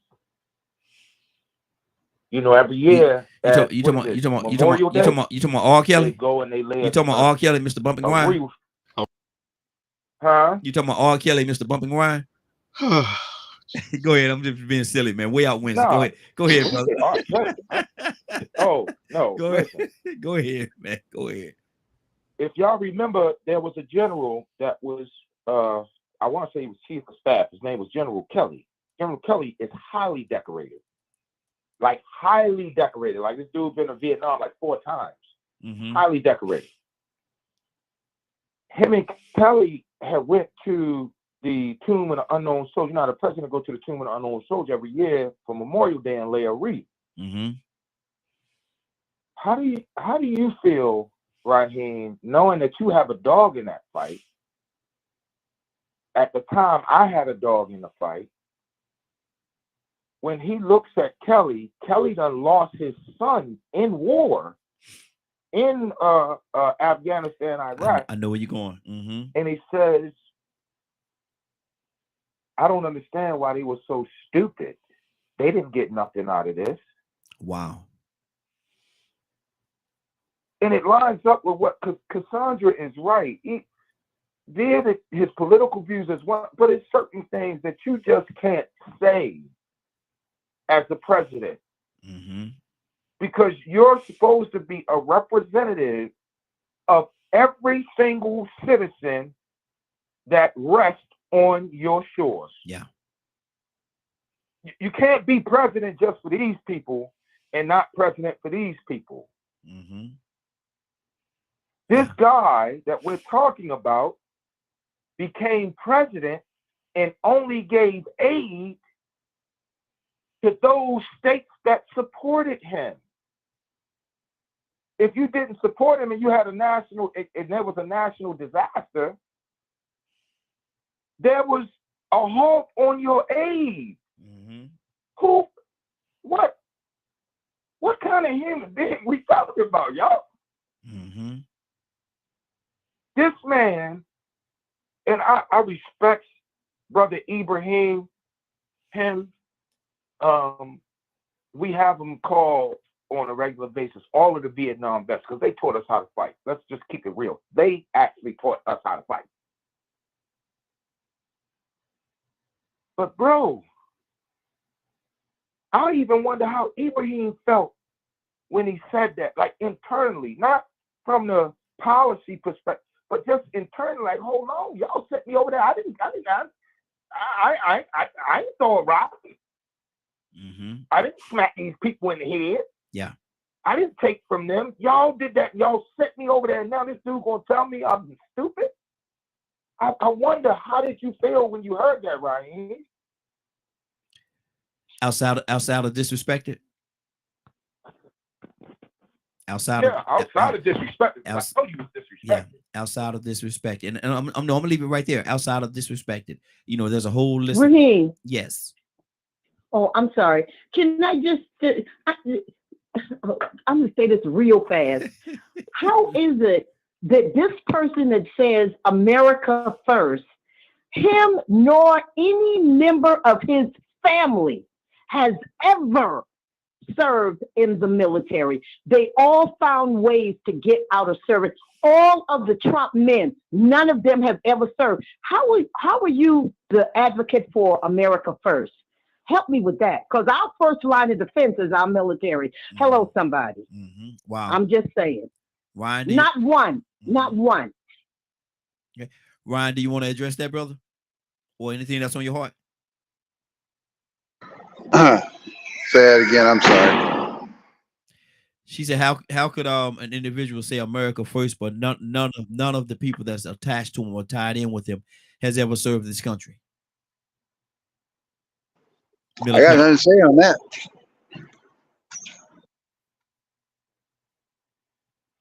Okay. Anything else on your heart? Nope. Boy, you make it real hard for radio. You know that. You want them one of the 1 ounce person. Ryan. I love y'all too. I love y'all too. It ain't anything about that. Mm-hmm. I'm just one of them folks. Like, everybody on here got their opinion. That's cool. I got mine too. Yeah. And with the not wanting to appear to be a deflector, I'm just gonna abstain from commenting. No, because I could go all day. Listen, my thing I is am not an advocate. I always say, man, we have to have the dialogue. So to refrain from talking is getting away from the dialogue that is very important for us to move forward. But so I agree. Yeah. My dialect though has nothing to do with the conversation because I'm not a supporter of gangs. You got Bloods and Crips. They red and blue. Yeah. You know what I'm saying? They just another gang. Both of them, both sides. Should we come out with another? Should we come out with another party and really? No, because then it would divide itself again, just like gangs do. What do you think the solution is? I'm not really sure. Because if I were to say what the solution is, I'd be called a chaos theorist, an anarchist. Wow. But you do have an because idea. none of these people have our best interests at heart. None of them. Despite what they say or the little things they may do, here, have some more handouts. Vote for me. Have some more of this. Vote for me. All they're doing is appealing to what's up front in your mind. All of them. Every single one. They don't give two craps about one person in this country. None of them. I don't care what they say or what anybody says. They don't care. That's evident across the globe. Now, one government across this globe cares about people. Hey, it's my opinion, Leonard. Just my opinion. I haven't seen anything to show me otherwise anywhere across the globe. What do you think, Ryan? Do you think the stimulus money that they gave out up under Trump? Do you think that was just a passive way of, much like you said, just vote for me? Here's a little handout. I'm gonna give you a little something. Here you go. Now vote for me. It's to pacify the masses, because if we unify and call them on their crap, they lose. That's globally. If people come together with their concerns and stomp them out, they lose. Wow. They lose control. That's what everything is about. It's control.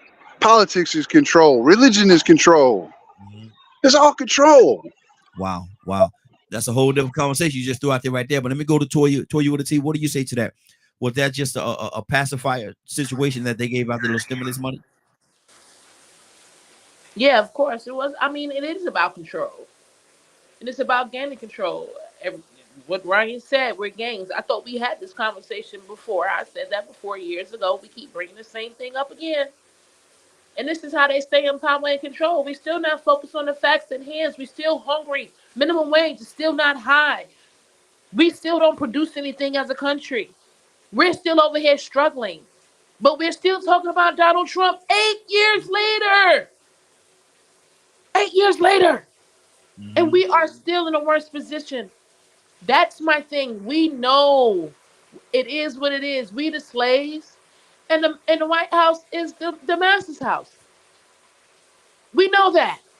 It is what it is. Now, either we are going to do what's best for us as a collective, because it's not, if it ain't no coming out of the slavery, then we still have to do what we have to do as a collective. And because we have, well, we saw it with Donald Trump, we don't really have a choice on who goes into the White House, right? Did we see that? Yeah, we did see that, right? So, again, we need to understand that it's always going to be what is best for the collective. We know, if we don't know, we know America is going to crumble. I've been saying that for the last couple of years. I said, God told me. And when you look at civilizations as a whole throughout history, 250 is their max in years when it comes to them reigning. So just from a historical aspect, we know we're going to crumble. But if we just look at it like someone, like they said to me earlier, use your common sense. Just look at what we're doing economically and tell me how we're going to survive. Now, I can get deep on it when it goes to China from an American standpoint. It doesn't matter who the president is. The fact of the matter is, when you look at commodities from countries, America is in a very bad position, which also means so are its citizens. So my question is, who is going to be the person to make sure I can afford the rent that these huge companies are charging us? Huh? Who? Who gonna make sure that this 3 times that they asking for to be eligible for an apartment that I can afford that? Tell me who.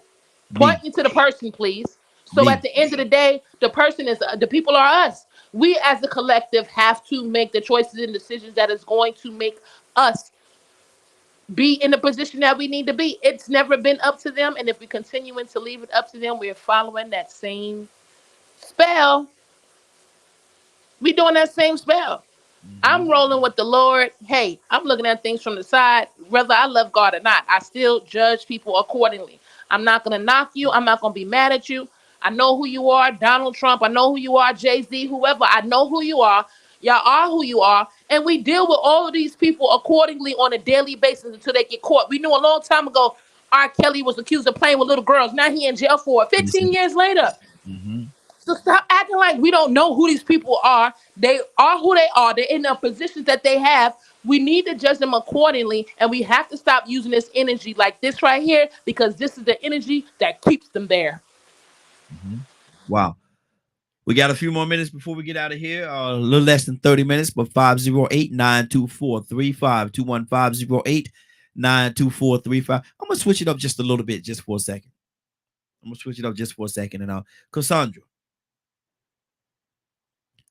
Cassandra. Yes, sir. I asked a question when we first started. I was actually on here by myself, and Tucson, I'm going to come to you too. But I asked a question earlier. Being a little funny. I would have been a little comical. I was on here by myself, entertaining me. But I asked this question. Why do they call it an emergency room? People get sick, they go over. Why do they call it an emergency room when you have to go there and wait 6 hours to be seen? There ain't no emergency. You know what? I will not answer that question. I'm not even going to answer that question. Why they call it things to make you go, Why do they call it an emergency room when you go there? You have to sit about 6 hours before they see you. Cassandra, I have no idea. Help me understand it. No. Now, see, you almost made me say something. Leave me alone. I'm not answering that question. Tucson, answer for me. Because Tucson just as silly as I am. Tucson, you there, man? Why do they call it an emergency? Why do they call it an emergency room? Now, emergency is something going on right now. We got to handle it. Emergency, it's emergency. Why do they call it an emergency room when you have to wait 6 hours to be seen? Help me understand, Tucson. Because the doctor in the area, you got somewhere else to go. Lord, maybe they're in the hurry to go to lunch. See, I don't know. They like the pretty lights. You know how they hurry and rush them in there, and then they say, "You got to sign in, sir." Yep. Leave. Exactly. Sign in and wait out there in the lobby, and somebody will come and get you. Somebody will call for you in a minute. And no, you can't go, and then you can't go in that back door. Exactly. Unless somebody press that button. I don't know. Like, Hey, I want to say something, man. Leave it alone. Good. I just had to say that. You remember the movie, and he say, "Lord, didn't kill me." Lord, watch this. And Ryan said he had an emergency room story. Oh, Ryan. First, why do they call it an emergency room, Ryan? When you have to wait so long? Because they in a hurry to wait.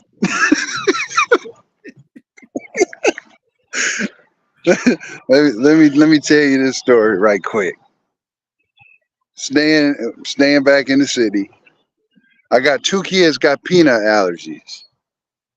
My daughter climbed up my cabinets to get my Reese's Pieces off the top where she couldn't reach. I'm working 45 minutes away. Wow. My wife called me. She ate your Reese's Pieces. You got to come get her to the ER. Wow. Speed demon all the way down there. Get her to the hospital in time. And they're gonna tell me you're gonna have to wait while her throat is closing. She's turning colors. She's no longer white. Lord.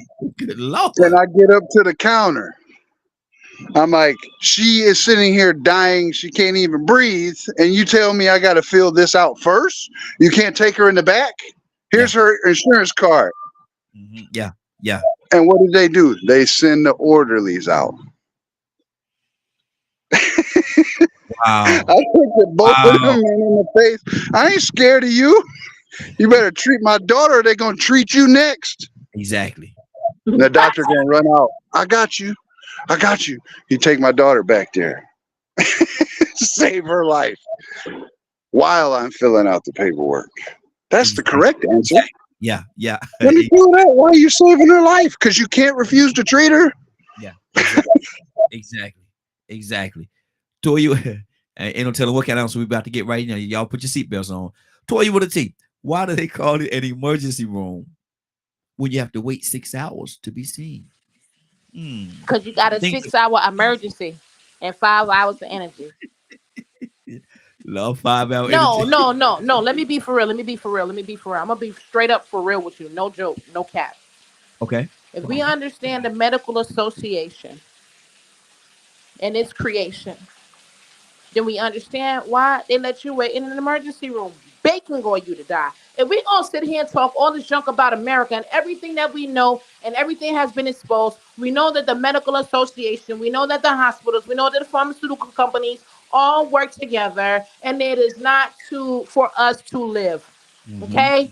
It takes a minimum of 20 minutes time for the average ambulance to get to you, but they know that 20 minutes of no oxygen, 5 minutes of no oxygen, 10 minutes of no oxygen, and the causes that they do to a human. But then when you look at how they aerodynamically set up what hospital and what ambulance go where, it's not for the best benefit of us. So do not sit here and ask me, why does it take 6 hours for you to be seen when we know that the medical association, contrary to the Rockefellers, contrary to the Carnegies when we first started in the early 1900s, was not to be to help us live, but to ultimately help control the population by allowing us to die. So that's why you're waiting 6 hours in a hospital if your head not hanging off your shoulder. And now, at one point in time, you used to be able to have people of integrity and said, I did it to make you live.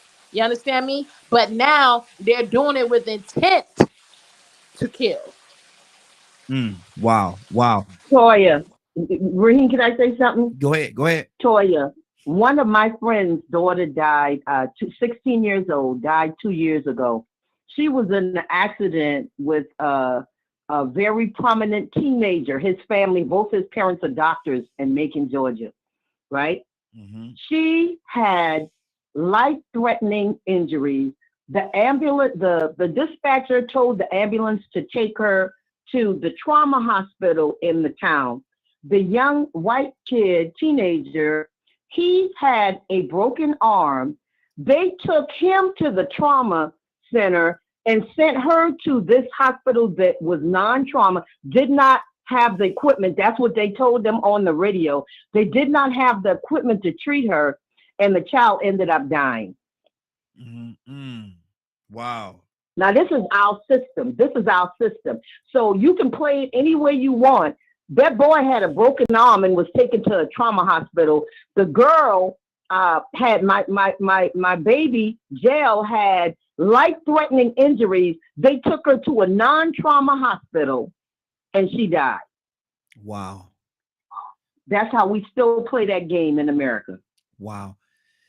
There's a lot of see people that's listening. We broadcast right now in over 50-something countries, 56 countries right now. So people that's listening in right in other countries, America, though it can be great, it does have its flaws. It does have its issues. And I guess I'm not supposed to say that, but it's true. Curtis, what's on your heart, brother? Talk to me. You know, I just had a horrible experience with the emergency room. As we all know on this phone, and for the listeners who listen on a regular basis, I have been going through some things with family members, and had to be rushed to the emergency room. Let me explain to your listeners and to the listening public how a certain party has gutted Medicare, Medicaid. What they did was they slid in this Part A, Part B, and this, that, and the third, and broke down because they couldn't defend Obamacare. What they did was they pulled certain things out of it so that now you no longer have it. You can no longer afford the care that you need. Mm-hmm. Well, you know, my family member had an episode, a mental health episode, and sat in the hospital for 5 days. Guess where she sat at, Ryan? What's that? In the emergency room for 5 days. What? Kid, come on, Curtis. Could not leave because I'm not, man, I can't make this up, brother. I wish I could, man. Could not leave, nor could she have any visitors. Guess why she sat there for 5 days, right?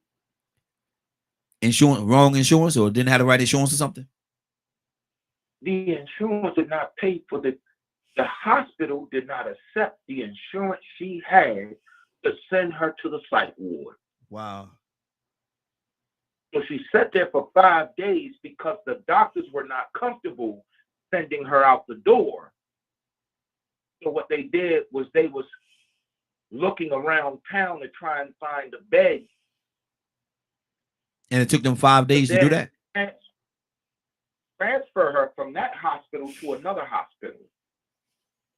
But it's real funny to me that after that 3rd day, now I'm calling that doctor's office because I know a little bit. I know enough about mental health. Okay, there's a 72-hour evaluation, 48, 72 hours.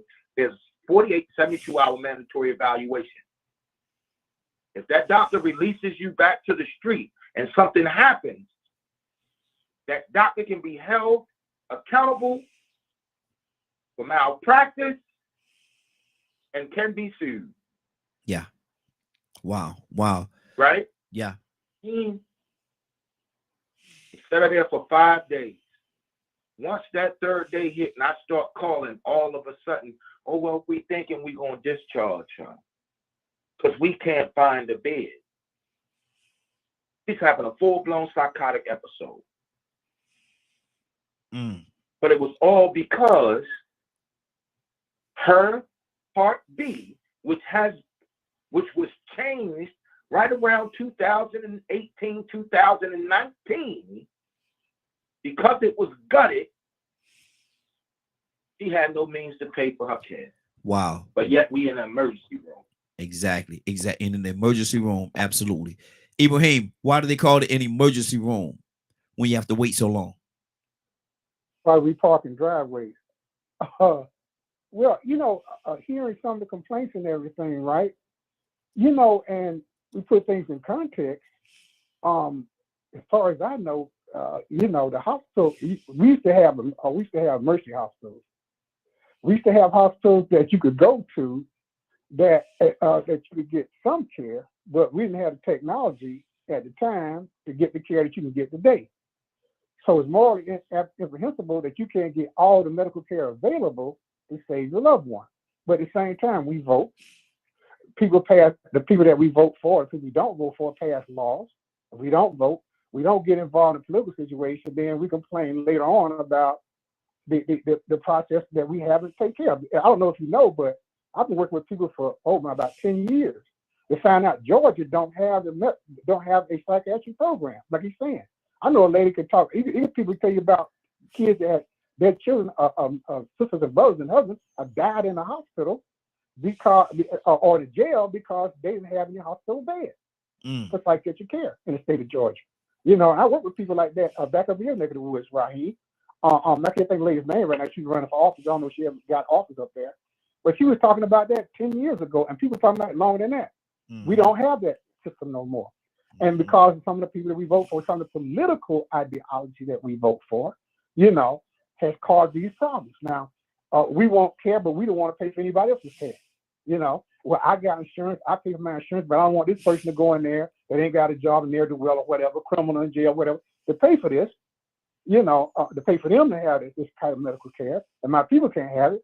And then if you look at in Georgia and Atlanta, they closed down some hospitals.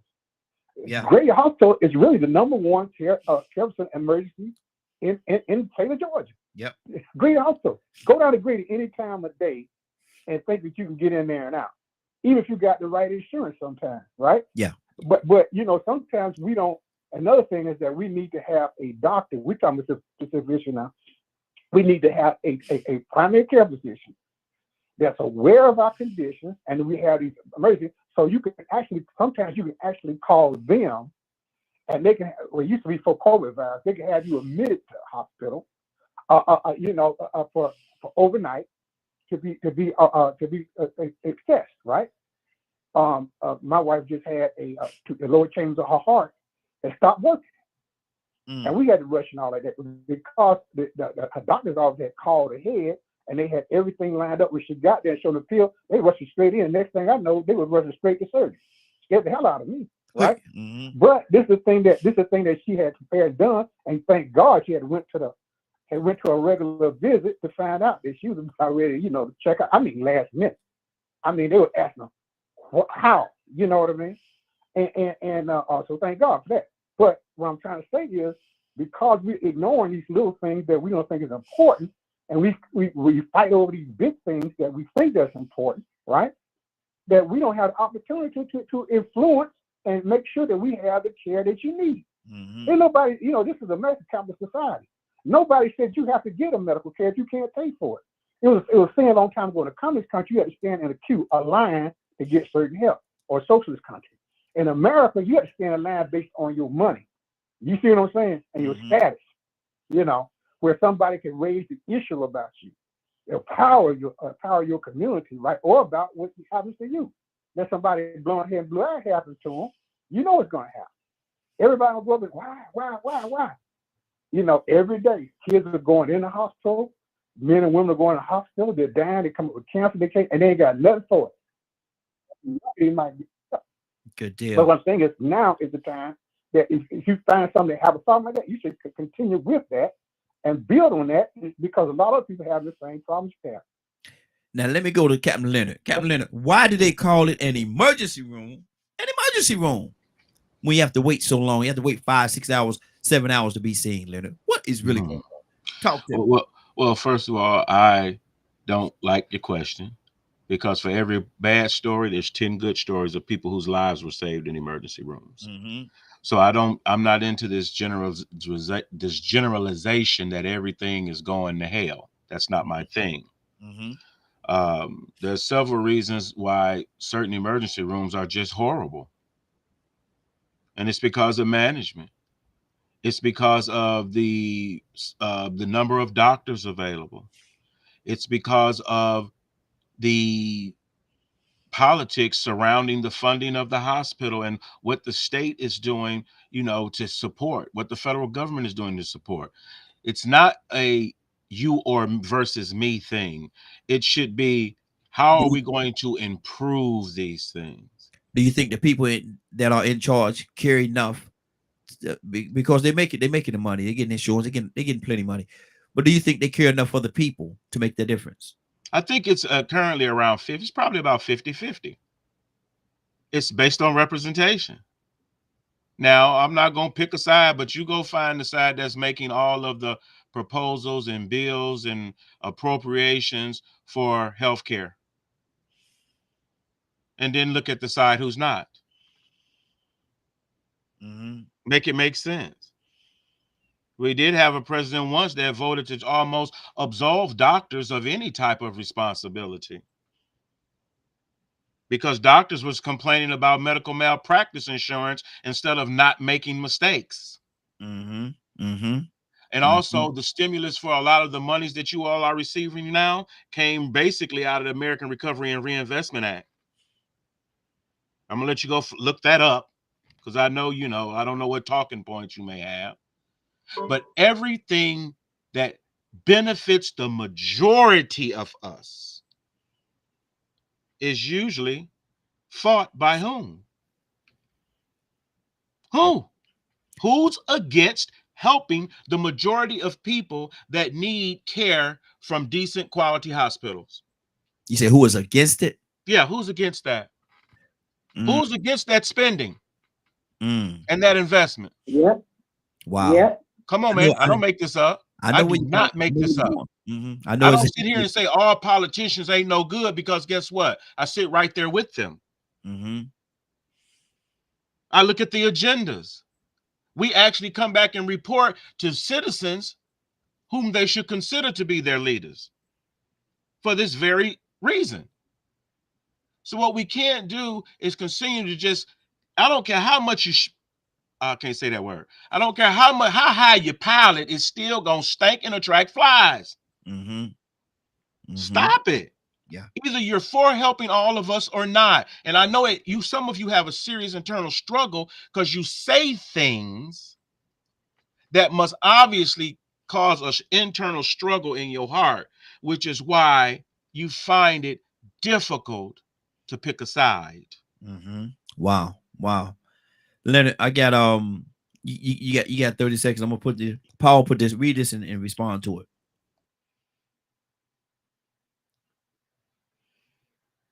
Can you see it? Leonard, can you see it?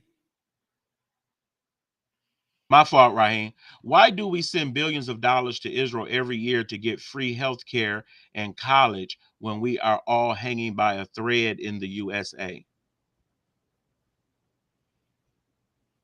Respond, brother.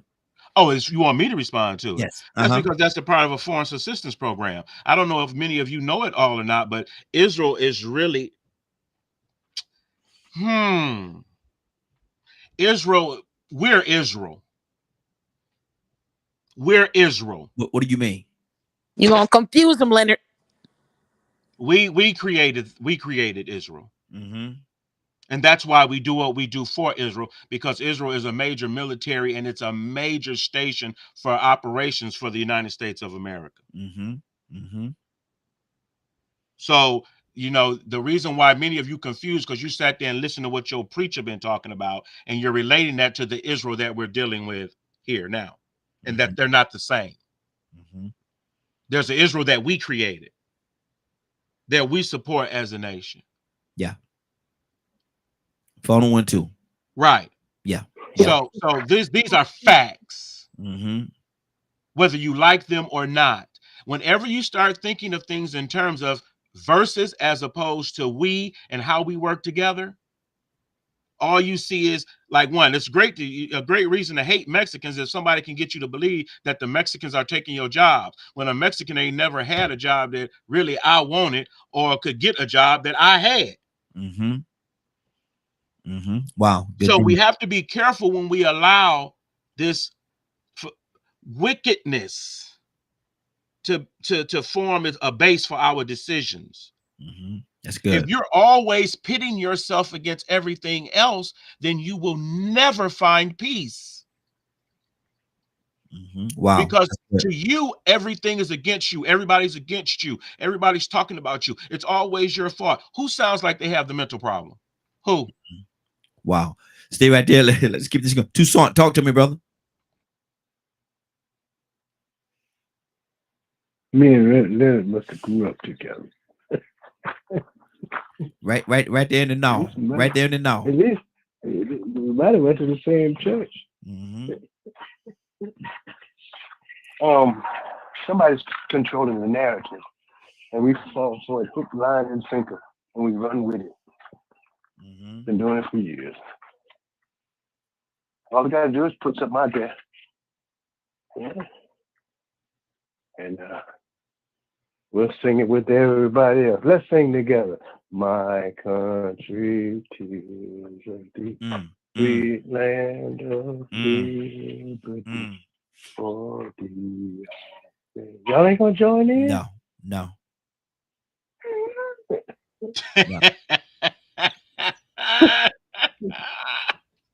Join in on y'all jump on every other bandwagon. I'm not. Come on now. I'm just saying. Pick a pot. Soprano, tenor. What you gonna say? 10 or 12. 10 or 12. 10 or 12 miles away. 10 or 12. 10 or 12. That's what I'm talking about. 10 or 12. Toy, you want to talk to me, sis? Toya? I feel like we took a different direction. Where we at again? I thought we was on emergency room. Yeah, we were on the emergency room, but Paul, public citizen, put a thing out there right here, which is right here, and he was asking about the amount of money that we're sending over to Israel and why are we sending so much money over there. So I wanted to address this question. Oh, why are we sending money to Israel? Yes, why are we sending so much money to Israel when we're over here hanging on by a thread? Oh, same reason why the United States does it to everybody else. But I mean, for me personally, I'm sorry. I'm hanging on the comment that Leonard said about what the pastor said. I mean, biblically, from a biblical aspect, Israel is a protected country because God says so. Mm-hmm. That's my understanding, according to the Bible that I read. Mm-hmm. And I thought that it was a protected place by Him.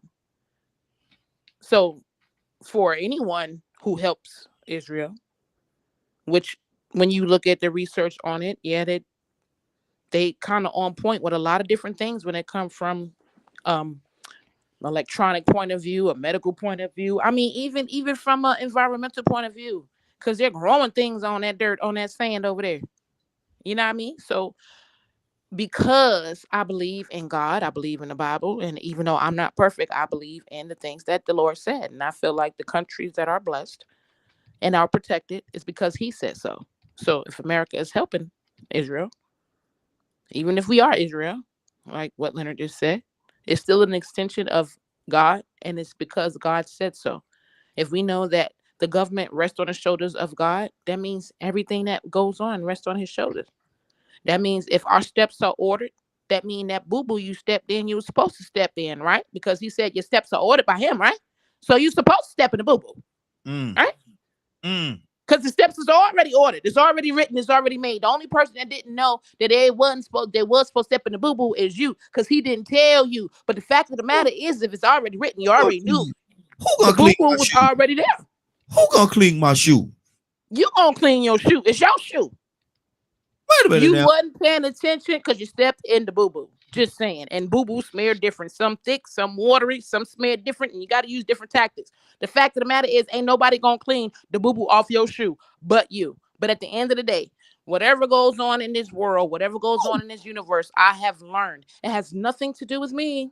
Mm-hmm. Everything that goes on is because God said so. He don't need any help. He don't need any assistance. He just need a vessel that is going to be willing to do what He do. And even when it comes to the bad things, even if He allows the devil to destroy Israel, to destroy the United States, to destroy Russia or whatever, it is still an allowance, and it is still in the footprint that we already know is already set, regardless of what we think, because God said so and not nobody else. Good deal. Good deal. Now, hold on, Leonard. Hold on, Leonard. Tucson, you got boo-boo in your shoes, man. Right. What you say?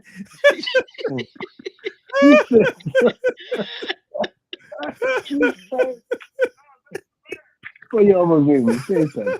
Hey, look, I'm looking on my shoes. I know I got steel toes on. I said to myself, and I'm walking in crap. Man, you got boo-boo on your shoes, man. Right. They ain't no raisins, Tucson. Those ain't raisins. Right. Yes, sir. Yes, sir. If the people call you and tell you I can no longer be on your show, I won't be offended. Oh, when after this. after the day? Let me get y'all. I'm gonna tell y'all this one time. Okay. Y'all pray to the Holy Spirit for y'all revelation. Mm-hmm. God was talking about people. Mm-hmm. Man is talking about land. Mm. Remember this. Say that one more again.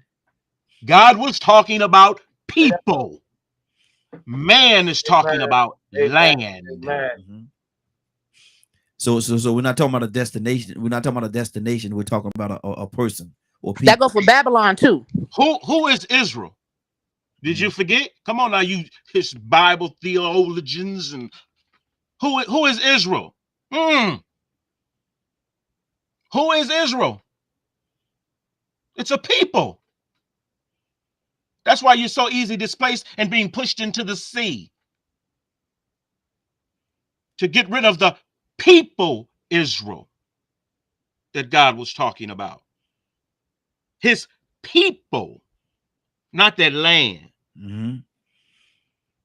Everybody that's been in the military or even studies military strategy or anything or political influence or strategy, period. You know why we're there. You know why we do what we do. So it's time out for just bantering about things when the truth is so available. Mm-hmm. It's too available for anybody to stand in front of any rational people and start lying. Everybody can have their own personal opinions, but we all don't have to agree, and the majority of us don't have to support. Let my people go. So if you want to continue to believe in this whole BS connection between the Israel that's over there now and your Bible, God help you. Mm-hmm. Wow. Wow. People talk about God this and God that, blah, blah, blah. If you notice, God kind of just sits back and watches. Mm-hmm. Gets involved when he feels like it, or because you don't control him. You don't control what God does. But you had better take care of your business and control what you do have control over. Mm-hmm. Just because everybody else has this zeal to go to hell, you do not have to follow that. Mm-hmm. Just because the world is crumbling don't mean that you have to fret and you have to fray over these types of things. Mm-hmm. Because if you really are Israel, you know who you should trust. Exactly. Now I want to go back to Tucson and ask him what he's gonna do about that boo-boo on his shoes. Now, how did I step in crap?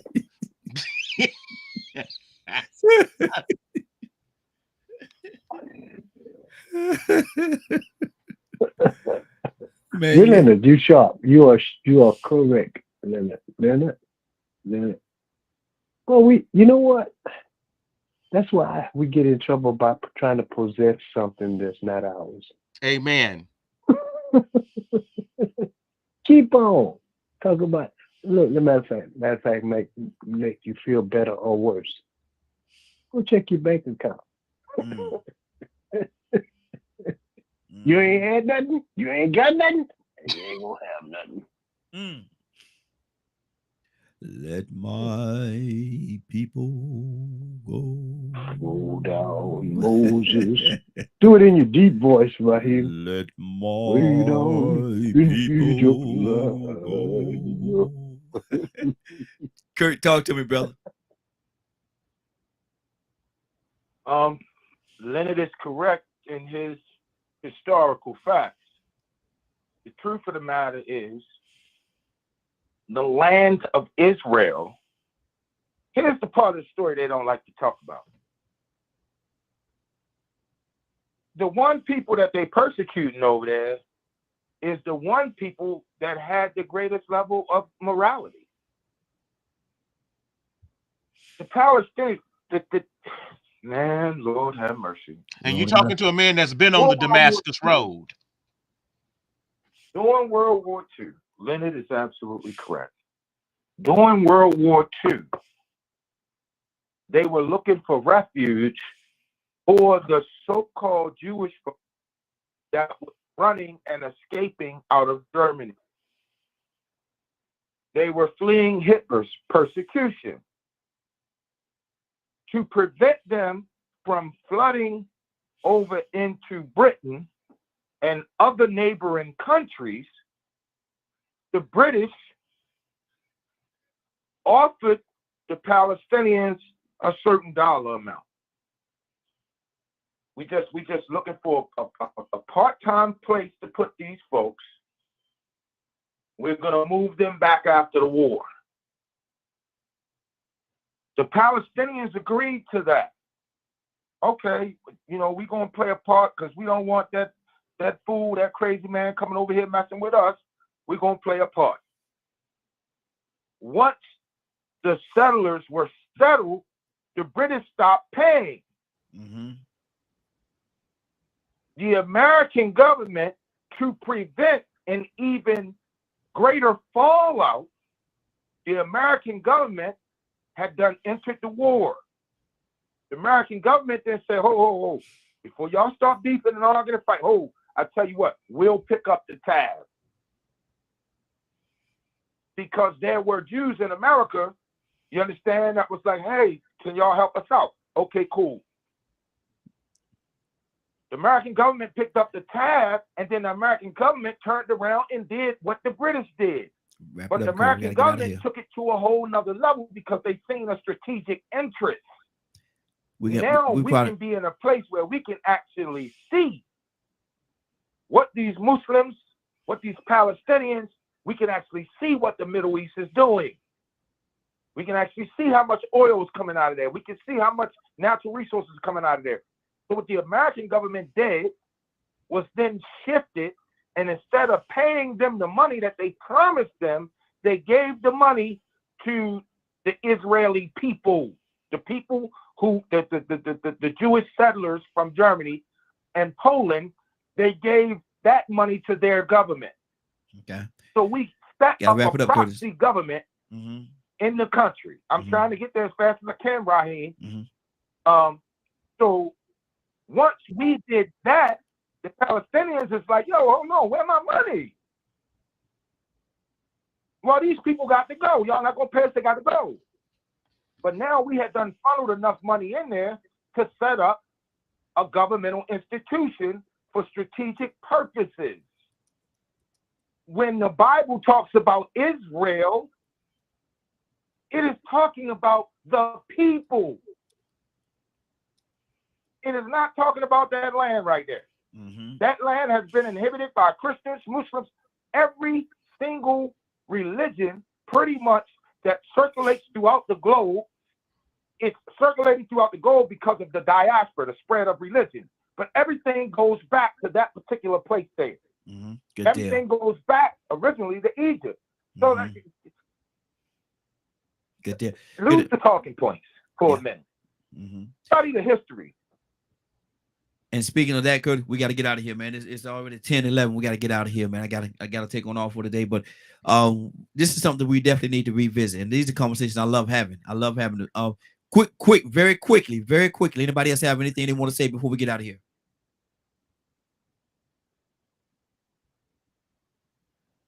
Good deal. Cassandra, Alexander Green. Raheem, yes, sir. I just want to check. Is everybody, we still friends, right? Oh yeah. Man, bigger than that, we still family. Y'all don't like me. I know. It's all good. No, we family. No, we family around here. We more than and I must needs go to Samaria. So So, Cassandra Alexander Green, are you there? Yes, sir. Cassandra, somebody listened to this broadcast today. They said, man, they got real juicy today. They got real juicy. Man, I got in here about 8:30, 8:45, 9:15.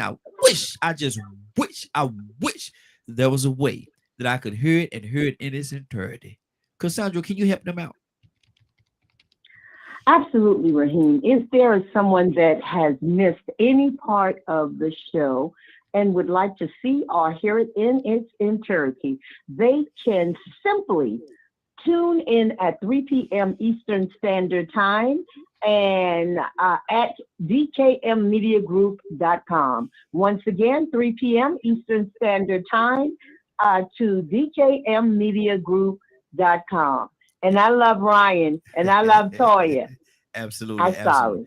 Yeah, and you do that marvelous. You do that marvelous. But we got to go to somebody. We got to Captain Leonard. You still with us, man? Captain Leonard, you there? Yes, Raheem. Pray us out, sir. All minds and hearts are clear, I hope. Yes. Dear Heavenly Father, we pray right now that something that he said has furthered your blessings and your grace upon those people who need it the most. Dear Heavenly Father, keep us all in your care. To everyone listening to this broadcast right now, we wish them nothing but peace and blessings, dear Heavenly Father. Yes. Thank you for giving us a clear-cut vision of what it is we should strive for. And we hope that we have done everything we can to lead people in the right direction. Thank you, dear Heavenly Father, for never dismissing us from your presence, but keep your loving arms protection around us as we come and go. These and other blessings we ask in our Savior's name. Amen. Amen, amen, and amen. I love you too, Sandra. Oh, look at the love. Look at the love all up in here. Look at the love. Was that Tucson? No. That was Ryan. It was Ryan. Oh, Ryan! Yay! Not Tucson, Ryan. I don't want Tucson. It's because he got boo-boo on his shoe. And if he's still there, it's good to hear from you, Ibrahim. No, he hung up a little bit ago. Yeah, I just wanted to. I know he hasn't been with us in a while, and he was so rational and everything today. It was great. Exactly. That's the Ibrahim. That's the Ibrahim we want to keep with us right there. That's the Ibrahim we want to keep with us. But it's been Raheem. Yes, ma'am. Can I mention my party is my birthday celebration is next weekend, and I want anybody that's in the Atlanta area of my panelist friends or whoever to come and join us. It's a 70s theme party, so come in your Afro wigs and your statues. And Toya, I really want you to come if you're available. Oh, Toya, you gonna because dance? You make a party live, all the way live. Toya, you gonna dance the whole time. Toya, you gonna walk in the door dancing. Toya, you gonna walk in the door, they ain't gonna sit down. They say, want something? I hope you come, Toya. I hope you can come. Well, she actually hung up. I think she's at work right now. She had to hang up, but I'll make sure. Well, she'll listen to the broadcast anyway. But I definitely make sure I pass that information on to her as well. I'm gonna tell you something. Toya, you gonna dance the whole time. You know, ask Toya if she wants something to eat. She'll say yeah, but you gotta bring it out here on the dance floor. Bring it out here on the dance floor to me. Because she gonna dance the whole time. Toya love to have a good time. She really does. But with that being said, I want to thank everybody for joining us. And more than that, I want to thank you for allowing DK Media Group and Associates and the Morning Glow for being a part of your morning. It is now 10:16. You're about to exit the Morning Glow. But before you go, I want you to do me two favors, if you will. One, I want you to continue to pray for us because we are certainly praying for each and every one of you. Number two, why this is real simple, I want you to go out there, find somebody, and give them a hug because you never know. It could be the only hug that they get, or it could very well be their last. Love you, and ain't nothing you can do about it. Have a great day and a better tomorrow. And we'll shine some light of you from the Morning Glow. Take it out there into this wicked and cruel world that we live in, and let your light so shine. If you get an opportunity, give somebody some love. You just might find some love in return. Won't that be a beautiful thing? Have a great day. Take care of each other, and please, please, please be blessed. Give somebody some love and truth. They would appreciate it, and I'm sure that you will as well. Have a great day. Toya, with a T, you back. You must have heard Cassandra talking about you. I sure did. I was like, what? I ain't even gonna dance now. I'm just gonna sit down and listen to everybody all day. No, I ain't even gonna dance. Now I ain't even gonna do it because now y'all expect me to do it. I'm just gonna play space and listen. I'm gonna tell you something. I would be real arrogant after whooping y'all butts like that and then get up and dance about it. Nah, I ain't even gonna do it like that. I'm gonna tell you something. The music ain't gonna let you sit down. You say you're gonna sit down. Yeah, you might want to, but the music ain't gonna let you do it. Well, you better have the music going. That'll save everybody from the ass whooping that's gonna sit down at the table with me and my partner. Oh, I'm sorry. My bad. Something took over me that time, for real. I'm sorry. I apologize. I'm just cruising down the street on my way to work and it just slipped out. I'm so sorry, y'all. I'm sorry. Look. On that note, we about to get out of here because she got a couple of more in on you. She got a couple of winners. So we're gonna hang up this thing right now. Hey, y'all have a great day, and we'll talk to you tomorrow morning if God says the same. Have a great day now. Let me turn this off. Turn this do.